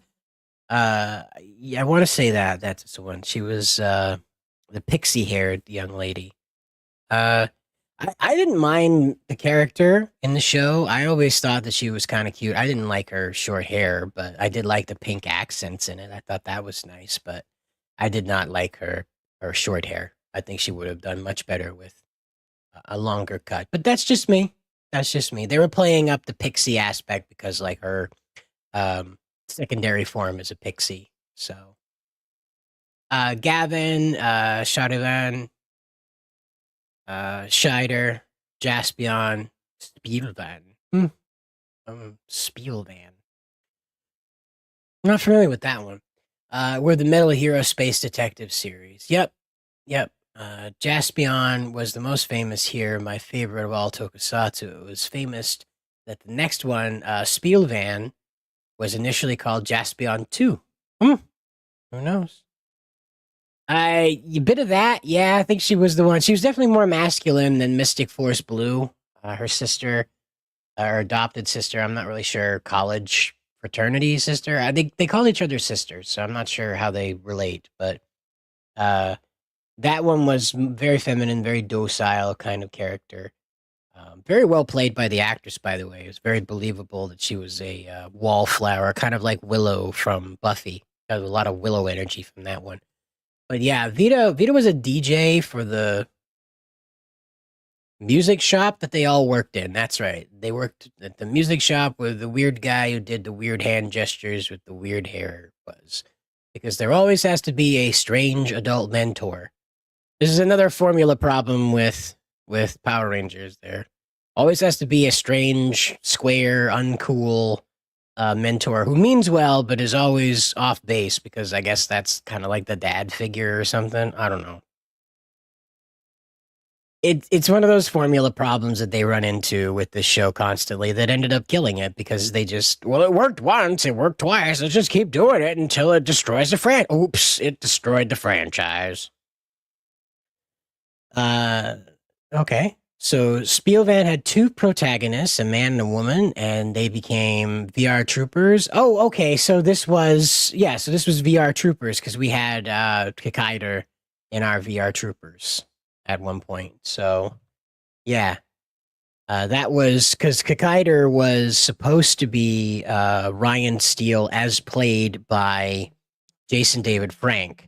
Before he was selected, this was after his Green Ranger role because they weren't convinced they weren't going to keep him on as the White Ranger. But yeah, thankfully they didn't do that because Kikaider is just, I'm sorry, it's an absolutely hideous design. I know it's iconic. I know people love it. I know it has a lot of like very special places in people's heart, but I just can't, it's so ugly. The Kikaider design is so ugly. I know it's cool to some folks. I just hate the paint job and I really hate the eyes. But, you know. Yeah, I think Metaldur and Kikaider are like the same, aren't they? Don't they look the same? They're red and blue and they have like an exposed head portion and those almond shaped eyes, like have like oval shaped eyes, you know? Wow, these Mystic Force suits. Look at that. The Legend suits are up to $4,000. Wow. For that blue one. I don't know, man. I don't know. Metaldur was kind of a remake. Yeah, I thought that they looked kind of alike, so that's probably why I got them mixed up. But both of those designs are just, for me, they just missed the mark. The paint job is just, no. I don't like the red versus blue kind of look of him, you know. And again, it's from that era where the robots were very like roundy kind of looking, and I prefer the robots with the hard angles like a Gundam and like most of the mecha from Sentai. You know, most of it's pretty blocky. Yeah. And for some reason, they decided to keep the same aesthetic. And again, like it's just from that time period, I guess, that it's robots were in a very strange place in that time. There's a lot of round edges at that time. They look more like sports cars than weapons of war. So I don't know. I'm glad that we migrated away from that as a whole. I don't know. There's a lot of people that want to go back to it. I don't blame them. But as I said, I like my hard angle robots, you know. I like my blocky bots. But yeah, these are going for some pretty serious money. This one just closed out for $4,000. Now, here's that Legend Red suit. 07, what Take do a we listen. 2400, go 26, and I have that. 28, keep it going, Heritage Live. Now we have our Red Ranger Legend Warrior Hero costume and accessory, another 10-piece ensemble. At 3500, we're on the cut. I need 36 to advance now.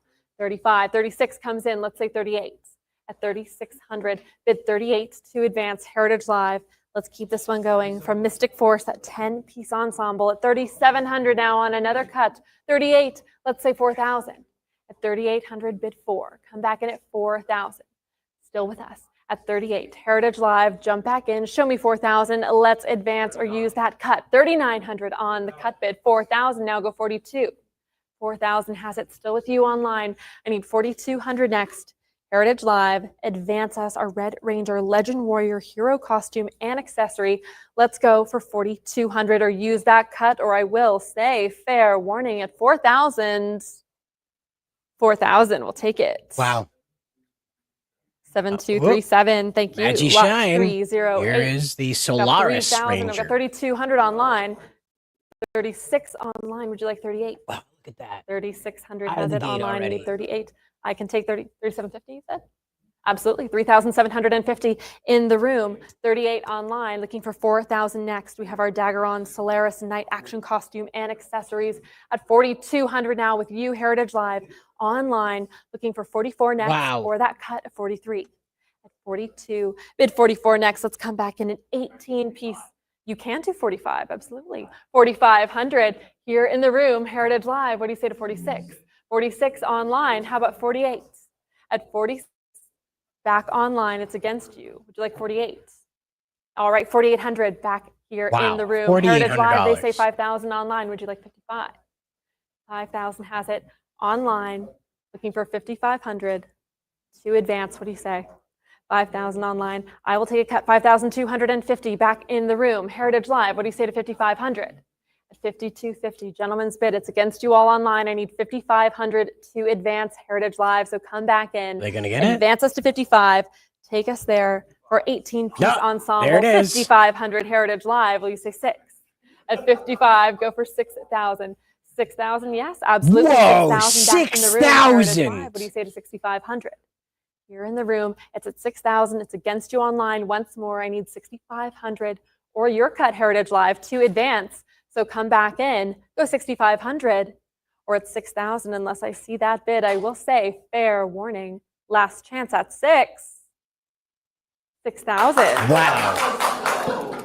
This guy, 102, yes. 102 has bought almost every lot that's come up here for suits. Almost all of them. 55, 6,000 now. This guy's opening up his own Power Ranger museum. 6,500 is bid. I need 7,000 next. Come back in. We have our group of 5 Legend Warrior action helmets from Mystic Force. I need 7,000. At 6,500, it's with you online, Heritage Live. Go for 7,000 to advance or use that cut as always. I would accept it at 6,750. At 65, our group of 5 Legend Warrior action helmets. We've got red, green, yellow, blue, and pink.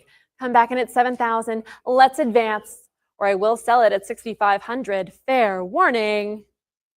6,500 Heritage 65 Live. For all the Legend helmets. 7251. Thank you. Lot 310. What do we have? 4,400, 46 now, go 48, 48, 5, bid 55. We have a group of 5 Ranger civilian hero costumes here from Mystic Force. And each costume contains 6 different costume elements. At 8,000 now, 8,250 on the cut, 85 answers. 85. At 8,500, bid 9,000 next. Heritage Live, let's advance. Show me 9,000.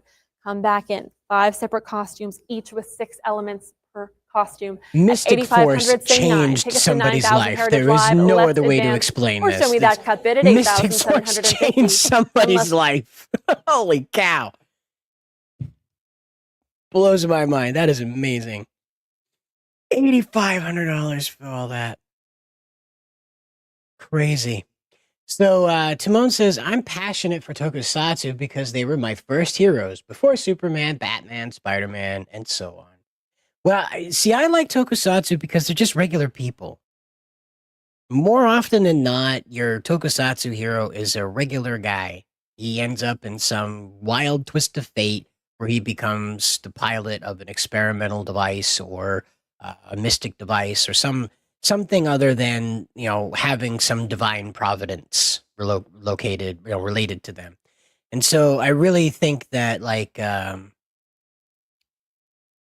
tokusatsu is the hero for the future. I really think that here in the US, we've really kind of done capes and cowls to death. We've definitely done it to death with the movies. Video games are kind of over it too.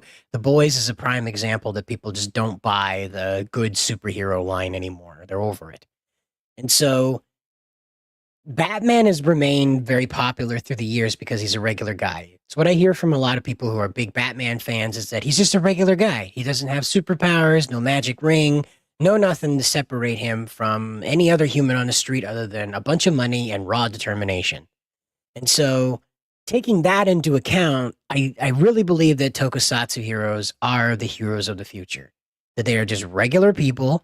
There's no special anything about them. They're just regular human beings, 9 to 5 human beings like everybody else that ends up with this special armor and decides to aspirationally choose to do good with it rather than harm.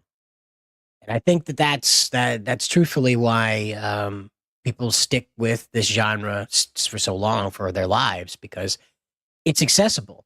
No matter what team or what show you're watching, you can envision yourself putting on that armor and doing what you see on screen. And that's the key to tokusatsu, is that no matter how they present it, provided there's a regular human underneath the armor, it's accessible. Anybody can imagine themselves walking around in that. And that's why the Power Rangers were such a miraculous addition to a Western storytelling, because up until then, our heroes were pretty mythical. Most of the stories we told about heroes involved them having some type of supernatural quality about them. Most of them, not all of them, but most of them had some type of supernatural quality about them.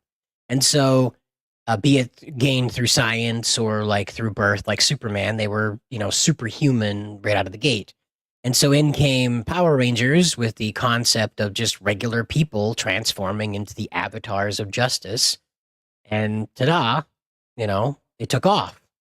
But yet for some reason, it's just not a formula that any other media company in the West wants to repeat. They just petrified of sticking a helmet on Batman and painting him red. I have no idea why there is this nut allergy aversion to helmet heroes in the West. Blows my mind. And you're right. Someone is building a Power Rangers museum. You're absolutely right. This is Olympius. I think this is perfected form. This is after he absorbs Diabolico, right? That advanced to 28 Heritage Live. Last chance. Fair warning at 26. 2,600 for all 2,600. It could 7,252 or 3.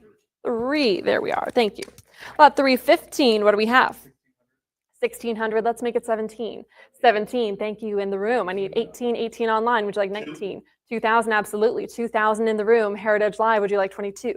At 2,000, it's gentleman's bid. I need 2,200. 21 online. Would you like 22, sir? 24. Absolutely. 2,400 in the room. Heritage Live. What do we say to 26? At 24. Against you all online. It's these in have the room to be here like at 2,400. crypto bros. This is the only way. They have to be crypto bros. 2,600 Heritage Live. 28. Thank you. Back in the room. Looking for 3,000 next. 2,800. Gentleman's bid in the room. It's against you, Heritage Live. Come back in at 3,000. Let's advance one more time, or at 2,800, unless I see that. I do, though. 3,000 online. Would you like 32? 3,000. Absolutely. 31. Cut bid here in the room. Heritage Live. What do you say to 32? 3,100. Back in the room. Against you online. I need 32 to advance. Heritage Live. Spencer says, press that button. Go to 32. I didn't notice this, but what's the suits behind her? They look like the screen suits. Yeah, it's just posters. They just have posters of the original 5 suits up there on the wall behind her. That's it. There's a couple people on laptops that are doing these 15,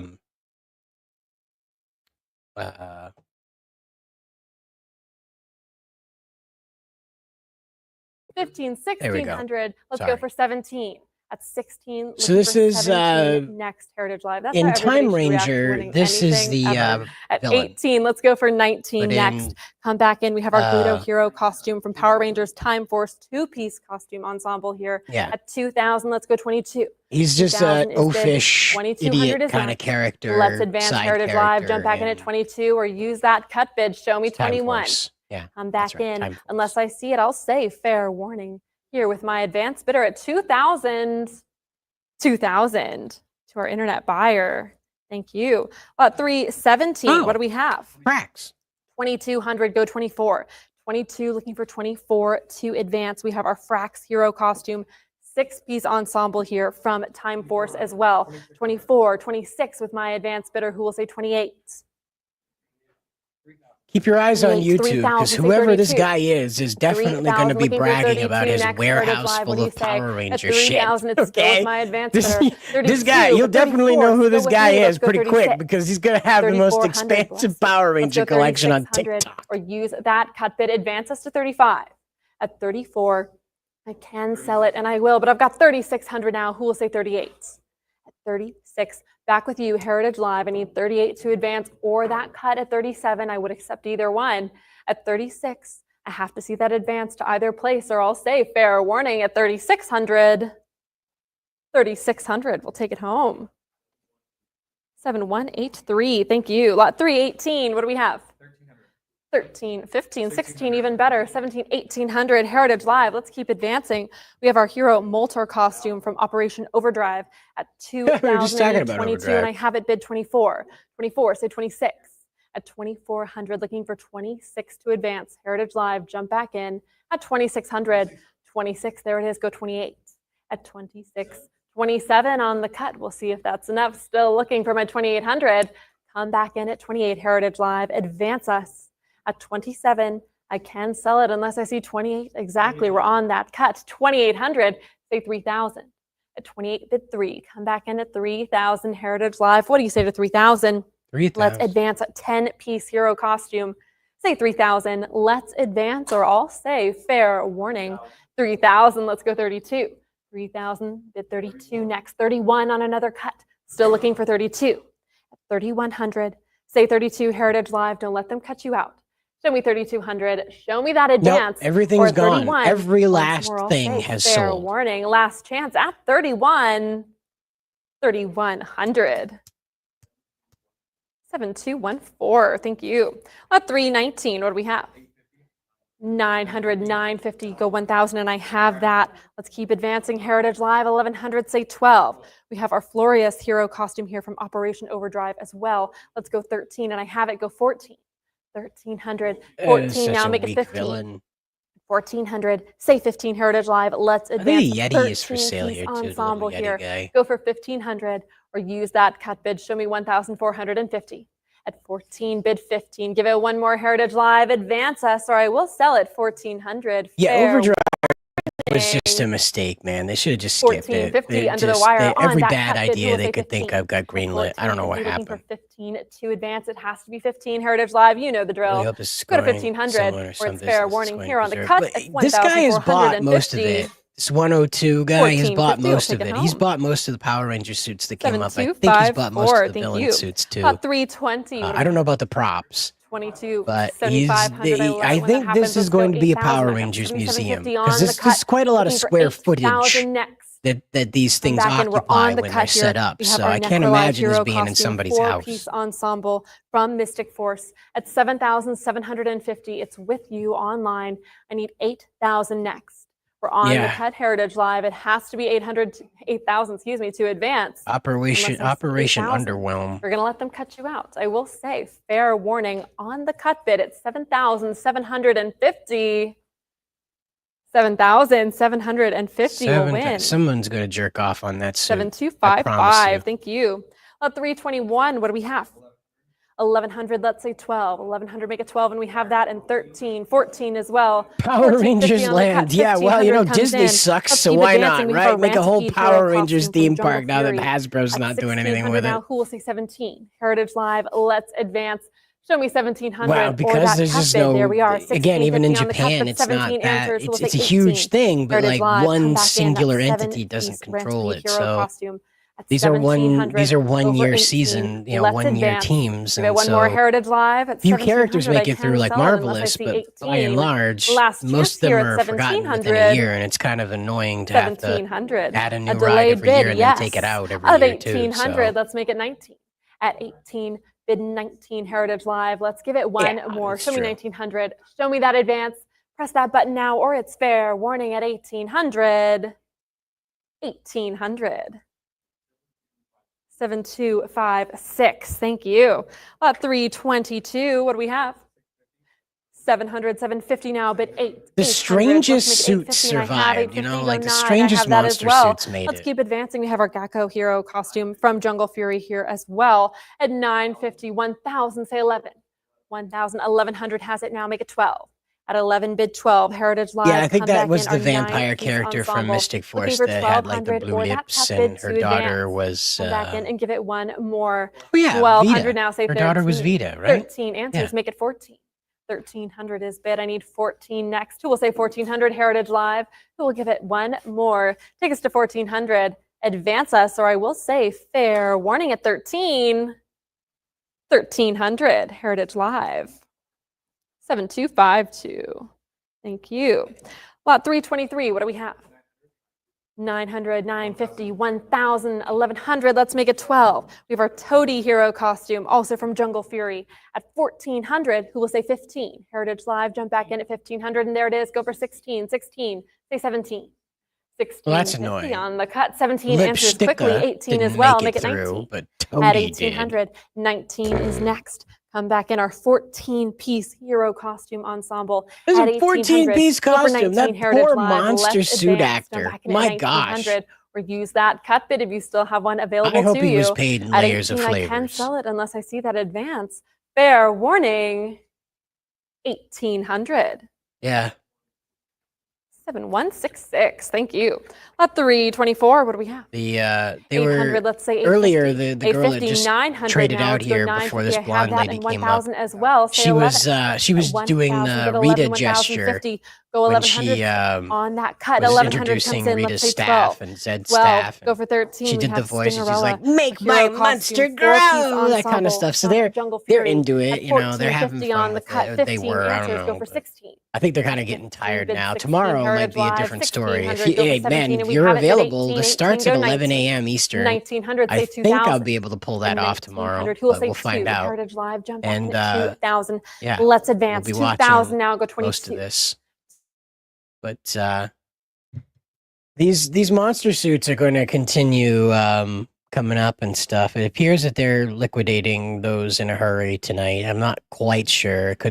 Something's changed in the order of events, because apparently there's still Lightspeed to sell, and I thought that they were already through that, but apparently not. So they could have misspoke that there were Lightspeed suits for sale, and they didn't. They weren't speaking of the Power Ranger suits in general, that those already sold, because I want to say we're already through them. Because they stopped here with Mystic Force to put out all these monster suits. It makes me wonder if they just suddenly were just like, oh god, we got this guy here that's dropping all this cash. We need to get these really dopey monster suits out of the way. And this guy's drunk enough to just drop money on anything. It seems like he's just buying anything they put up in front of him. I don't know what it is. Like, one hell of a tax write-off if he's like, it's an educational Power Rangers museum. It's meant to teach people things.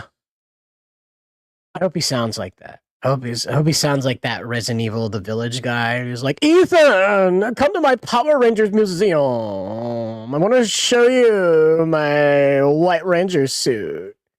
I got it for really cheap, Ethan. You're not going to believe it.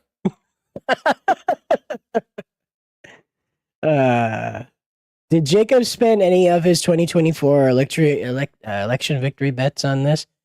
No, I think he's spending all of his election victory mojo on like becoming boyfriend to that Fox News host. So apparently they're still talking. So I hope so. I hope that they become a thing. He's he's having a good time with that. That was fun. I hope they meet each other again and have a good time again. So Jacob, seeing Jacob out and about, it's a good thing, you know. It's a good sight. Drugs are bad, okay? It's morphin' time. You know, if you're uncool, drugs are bad, but if you're cool, drugs are really good, right? Don't tell your parents. Don't tell your parents! That would be really uncool. Yeah, right? You know, we're gonna be his wing guys, right? You know, we're gonna be his wing guys. We gotta work it out so we can, like, help land this thing for him, you know? Like, yeah, you know Jacob, but do you know Jacob? Did you know that he rescues kittens on the weekends? Like, when he's not helping orphans who are, like, stuck on the side of cliffs? You wouldn't believe how often that happens down in Georgia. Up here in Nashville, you got your orphan cliff population under control of Georgia. Not so much. Thank God for Jacob. He's just constantly out there rescuing orphans that just end up dangling off of cliff sides. Just constant. It's a horrible thing, and the state's doing nothing about it. Thank God for guys like Jacob. Yeah, it's a guy over there with that too tiny American hat on. You know, he was afraid you wouldn't recognize him, so he's over there. But yeah, he took some time off from rescuing orphans and kittens to be here to talk to you about your day. And on Mondays, he's feeding the poor. That's right. That's right. He's also cured hunger, but Biden's holding that down. He's afraid for his life right now. So, like, when Trump's back in, like, the hat, yes, he's got to have the hat. That way she knows it's him. Otherwise, she won't know it's him. It's like the Clark Kent glasses. You take the hat off, like, where'd Jacob go?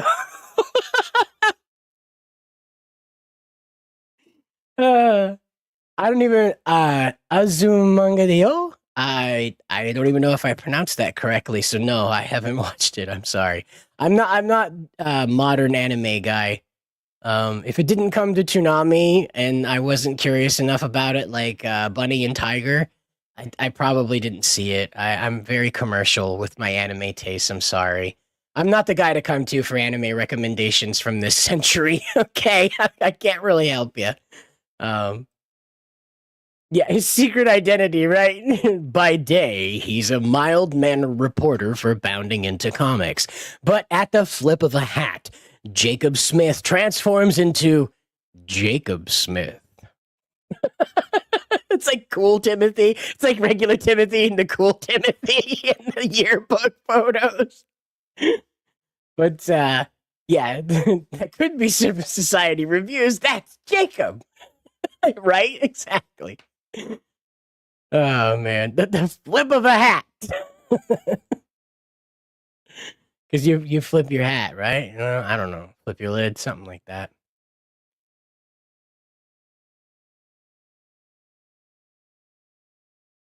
Yeah, right. It's like the communist unity art there, where he's like standing, he's got his hand on his chest, and he's like looking up in the air, and there's like planes flying diagonally up into the sky beside him, in like red, white, and blue, and it says "Rescue a kitten today." You know. DK, with his personality, Jacob made it big.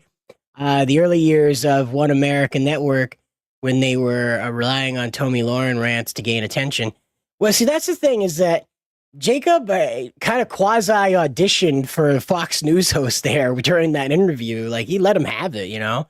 And I hope that there's guys looking at that tape going, you know what? You put this dude in a suit and you get that hat off his head. He's probably got some, good shit to talk about here. We should bring him in. They're looking to bring in pro-Trump voices, and I don't know too many people who are more pro-Trump than Jacob. So, I think it's a good idea to bring these people in and, give it a chance. We heard about that on The View, that they're hunting for pro-Trump voices on The View. Imagine Jacob on The View, right? Opposite of Joy Behar. They kick Whoopi off because they're like, yeah, it's been a good run, Whoop. But I hope they call her Whoop. Right? I hope they don't call her Whoopi. I hope they shorten it even further. Like, it's been a good run, Whoop. Get you around, Whoop. But yeah, make it like the Obama poster. Yeah, the one that was imitating Lenin when he went over to France. I was like, could you be any more subtle, please? That you're trying to talk to the communist French again? Like, as like a descendant of like someone who survived the Red Terror, I would be sweating bullets seeing that Obama poster spread all over France. Like, Sacre bleu, it's time to go. I am feeling suddenly Canadian. Au revoir. But yeah, these monster things are just really random. You're right, Spencer. I think it's just that they found these things sitting around in a warehouse, and they were just one use, and so they went back in a plastic bag after 12 hours of filming, if that. I don't know why these were sent to the U.S. market. It's like when the Power Rangers fight a full-on monster, like unmorphed. I don't remember that. Like, I know, like, back in the early seasons, we had Goldar and stuff. I think most of the time they're morphed when they come into the monster because that's when the Japanese footage picks up. But there are a couple of them, like Mystic Force had one there where the monster was redeemable and stuff like that. I guess occasionally they need them, but man, like, that's a lot of, like, logistics for just, like, 12 hours worth of filming just to get a couple of people in the same frame so it mildly lines up with the stuff from Japan. Jeez. Yeah, it's bizarre, for, like, just a couple of scenes that they have to face the monster unmorphed, I guess. But, man. Wow, they want that monkey one. Look at that go. Look at that. What's that? So Jungle Fury. It's the flaming monkey one. It's a Son Goku based monkey. I think it's like one of the last villains they faced before the end of the season. Look at that! Look at that! It's already up higher than the Omega Ranger suit. What the hell is going on?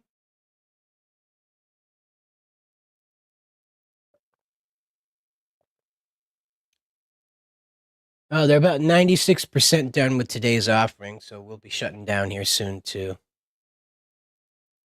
If you guys want us to cover this tomorrow, please let me know. I'll be up ready to do it. But if this isn't ringing your bell, that's perfectly fine too. It is Power Rangers. So, yeah, something like that. Well, I appreciate it. I believe those went with the Mighty Morphins at the beginning here around 11 a.m., 12 o'clock. Those went through. And there weren't much left of those. I only think the White Ranger movie suit and Pink Ranger helmet were left from that. I could be wrong. I don't seek out MMPR. It's not mine. I came into the franchise with In Space. I was one of those ones that came into it real late. And in '89, so I was 3 years old when Power Rangers came on the air. It wasn't exactly on the tip of my tongue, I was still trying to figure out the Sesame Street stuff. So by the time I was old enough for Power Rangers to matter to me, it was In Space with Andros. And so, like, I don't have any love for MMPR. I like Tommy because we share a name. Like, my real name in real life is Thomas, and so Tommy is what my father called me. And so, like, Tommy being the cool guy, it was one of those things where, like, I appealed to that White Ranger more than the Green Ranger because the White Ranger was pure. I didn't like that Tommy was a villain. I was never attracted to the Green Ranger because he was mean to his friends at one point. I didn't like that. But Tommy, the White Ranger, was the good guy. He had, he'd let go of all that evil stuff and he'd become the leader and he was this really cool guy and everybody liked him. And so I aligned with that one, but only because of the name. Andros was where it was at for me. My personal childhood and his are pretty close. I didn't have an alien from outer space steal my sister and turn her into the leader of an evil space empire to help an evil space lava ghost take over the universe. That did not happen. But it was pretty close, okay? It was pretty close. Not that close, but pretty close. But so I have a stronger connection to Power Rangers in space. So I wasn't paying attention to what happened with the MMPR stuff. I just know that Amy Jo Johnson's suit went for like $18,000 because I had turned the auction on while I was getting ready to go to my appointments this morning, and I was listening to that one go because when the live auction just started at 11 on it, it had crossed 9,000 and just bang. Right out of the gate, it shot up to 15,000. It was like, somebody wants to jerk off on that suit. I promise you. Somebody's got some really dusty fantasies going on with that one. Now that you deny it, it makes me believe it happened. Yes, I was outside playing with a levitating Kinects toy with my sister when Dark Honda emerged from the hedges and took her away from me, and I have been on an intergalactic journey to find her ever since. You know my good buddy Zordon? You met my good buddy Zordon, who spent 1,000 years in a tube and inexplicably had a secret base on the moon that he never told his best friends about, not even Alpha? Despite being trapped in a tube. The guy gets around for being trapped in a tube, you know. You'd think, like, you're pretty stationary, but nope. Nope. You get around in a tube. That was the strangest thing, too, is that, like, Zordon's tube isn't for sale. Of all the things, like, they could even fake that, right? They just go get a plexiglass tube. And they just say, it's a remarkably well-preserved one. Here's the certificate of authenticity. Zordon's tube. And it's just a plexiglass pipe from Home Depot. It's extra wide one. You know, like, who would know the difference? How would you know the difference? It's so bizarre. Of all the things that didn't make it, Zordon's tube didn't make it. You know?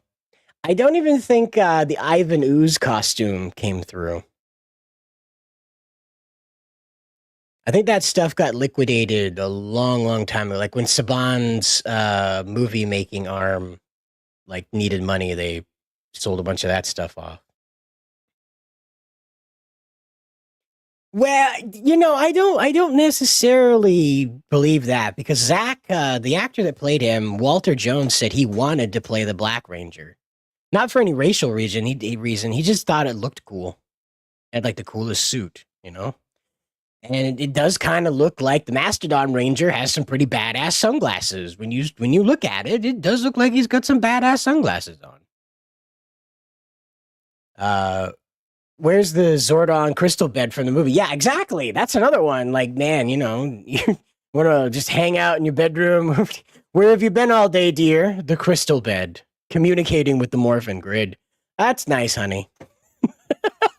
You let the Morphin Grid know I said hi. Yeah, all these strange odds and ends monsters that are like oddly perfectly preserved. Strange. Really strange. I guess that's what like Constant used to do to something. Like the Goldar mask was like destroyed. The Elgar mask was completely obliterated. Doggy Kruger's face is split in half through most of the snout. So I guess one-time use really does, you know, preserve it. Explain, Trini. My guess is that's how the casting worked out, is that they chose Toy for it because she had the gymnastics background. See, these original casting calls asked for gymnasts and martial arts performers and dancers, people who had like a background in coordinated movement, because they were really aiming to match up with the Sentai footage, and not a lot of Americans kind of practiced that stuff. Whereas in Japan, idol culture had existed for I would say probably about 15 years at that point. So like not necessarily coordinated dancing, but like performative gesture is also another thing that's popular in Japanese entertainment culture. And so it's not so much here in the US. We don't do, in the West in particular, we don't do a lot of exaggerated body motion unless we're trying to demonstrate that a character is not sane.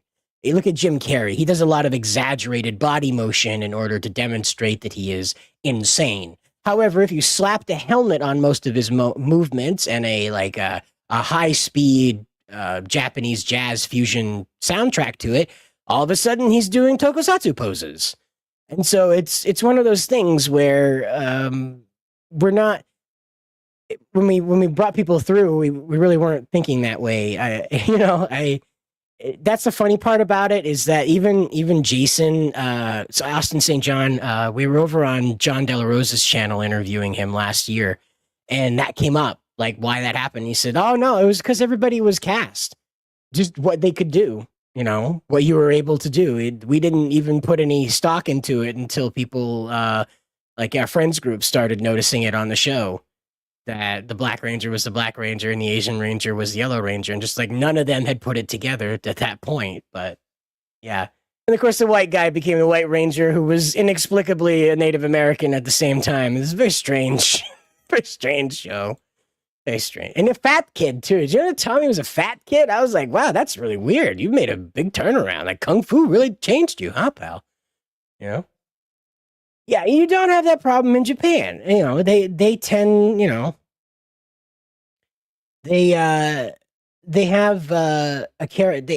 Again, like this coordinated movement thing, even at the early dawning years of Sentai, was still quite popular in Japan. You know, and it's not something that's like necessary or required of children or anything like that, but like in a lot of Japanese theater, there's a lot of coordinated movement. Kabuki theater has like a set style of movement. Japanese performative dance is always sort of very regimented. There's not a lot of interpretive dance, if you will, with Japanese culture. It's always very meaningful and very deliberate, and the steps are very measured, that sort of thing. And so that kind of attitude, I guess, permeated the culture long before Sentai came through. And whereas here in the West, choreography is usually only limited to the military, some sports, and mostly dance. Martial arts is still something that is still a bit on the fringe. You know, it's not something insane people do, but like out of 10 kids in an elementary school, you might get 4 of them that are, and that's pretty good. That's almost half, but they're still not like super recognized for that. It's still sort of an outside thing. You know, you're not an outcast for being a kung fu-y guy, but you're definitely not the popular kid for it either. And so it's still one of those outside things. And despite, you know, Hollywood's best attempts to make it look cool, I think every action hero now is like some type of super black belt. They're not just a guy that throws a right hook really well. So it still isn't something that's celebrated for some reason. So, well, and we learned too in the King Osier movie that just came out that the actor playing Riki, King Ranger from O Ranger, that actor is the son of Mr. Kamen Rider, the suit actor from Kamen Rider Hongo, the first Kamen Rider series. And so he also played like a bunch of did a lot of suit acting. And his mother was also O Ranger Pink, the suit actor for O Ranger Pink.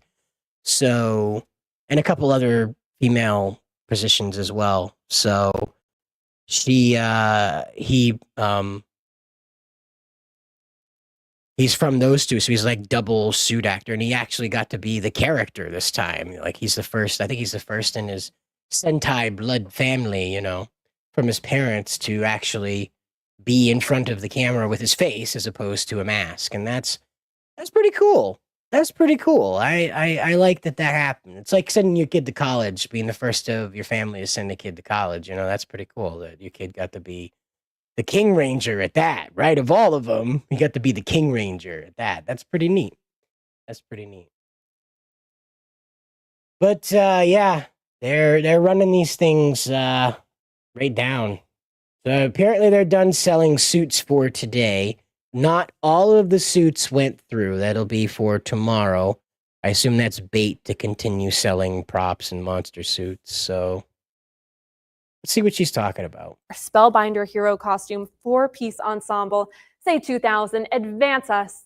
Or I'll say I won't. I've got 2,000. Let's go 22. 2,000. Looking for 2,200 next. Heritage Live. Let's advance. Give it one more to 2,200. And there it is. Let's make it 24. 22, bid 24 next. Come back in or use that cut. Remember, that's once per bidder per lot. Always use it at 22. Go for 24 Heritage Live or advance us with that cut to 23. Or I'll say fair warning at 22. 2,200. 7262. Thank you. 342. What do we have? 1,300. 14. Bid 15. 15. 16. Heritage Live. Let's keep advancing. We have our Puzzler hero costume, a 6-piece ensemble from Dino Charge at 2,400 now. Go for 26 at 24. We'll say 26. Advance us, Heritage Live. Come back in at 2,600. Or use terrible that cut bid. Show me 25. There it is. 25 on the cut. 26 answers. Go 28. 2,600. Bid 28 next. Heritage. This auction, wow. This auction has generated $1.7 million since 11 a.m. today. That's awful. That is just awful. Wow.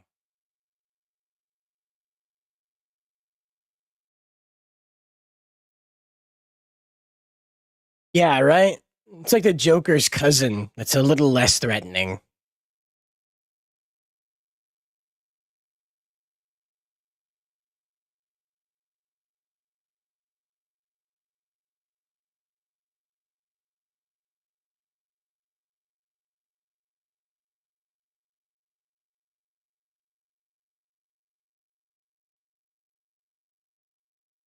Wow.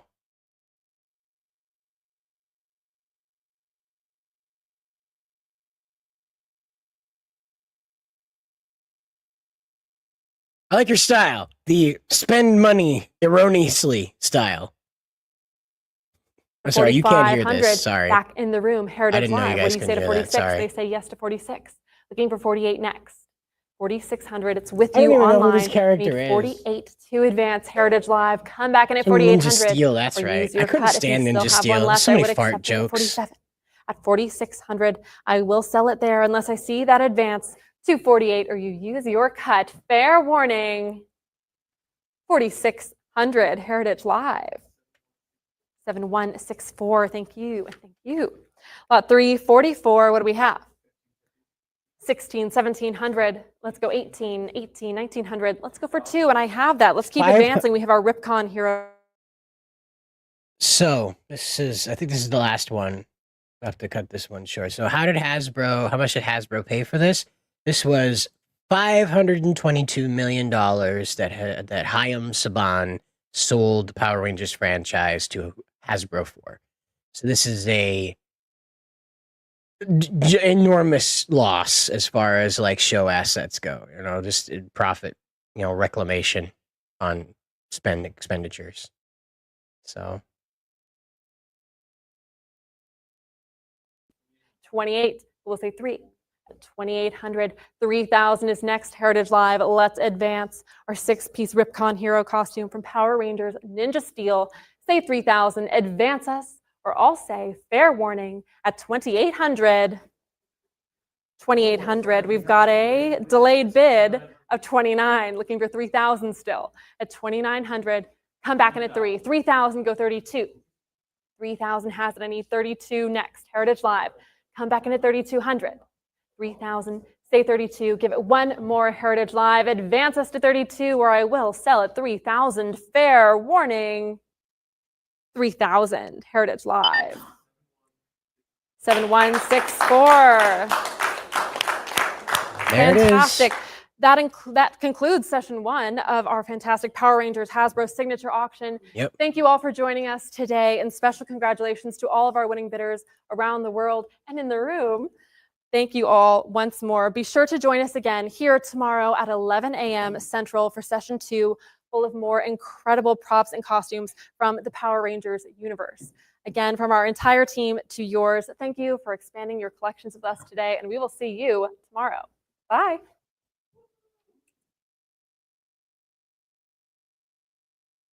So I want to see if that bidder, damn it, they cut the feed before the bidder stood up.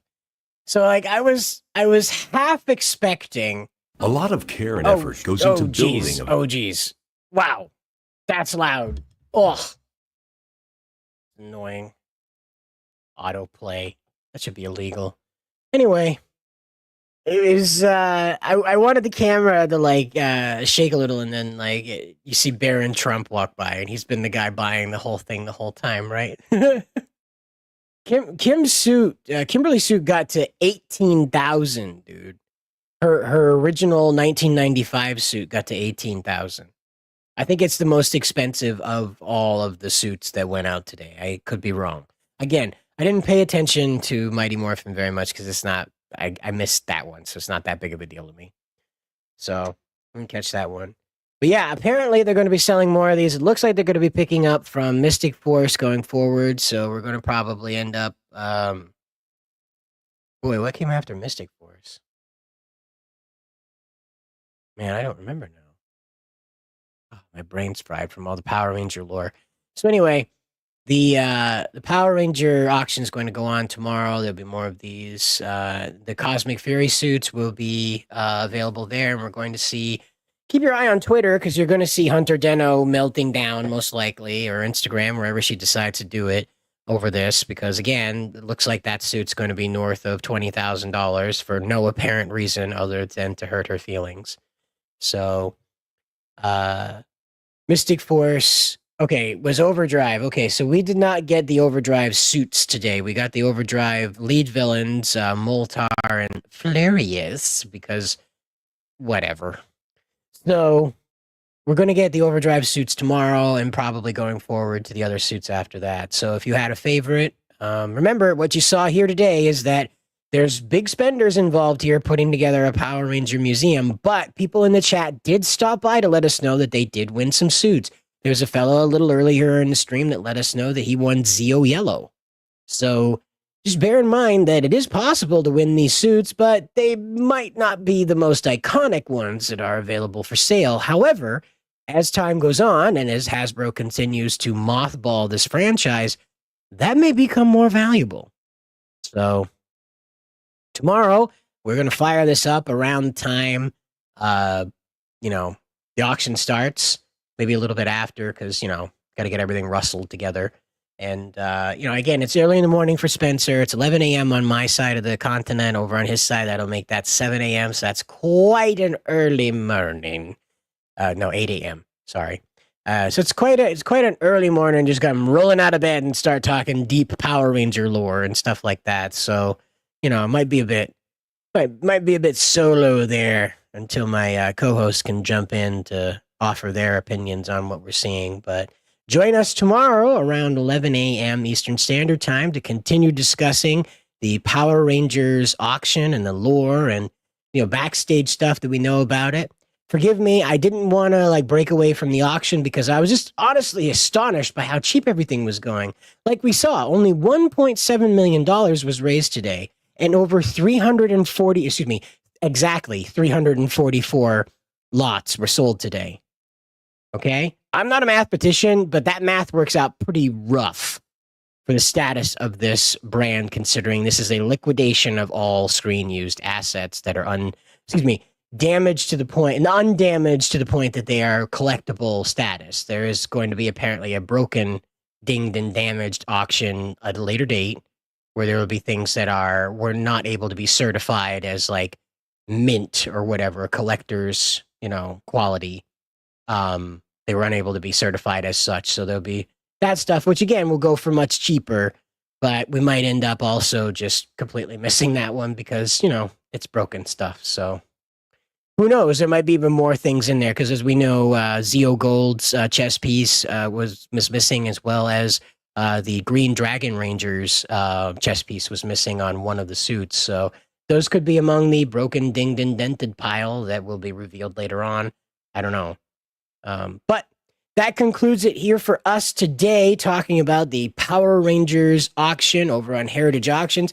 You can catch more coverage of this right here on this channel. Did a video about it a little earlier today, as well as over on the Bounding Into Comics website. We did a full write-up about this back in July when we interviewed the Heritage Auction social media manager that offered us some information about what was going on inside of Heritage Auctions at the time, which it was pretty chaotic. They were having everything just backed up to the door and dropped off. But we'll talk more about this tomorrow. As always, guys, may the power protect you.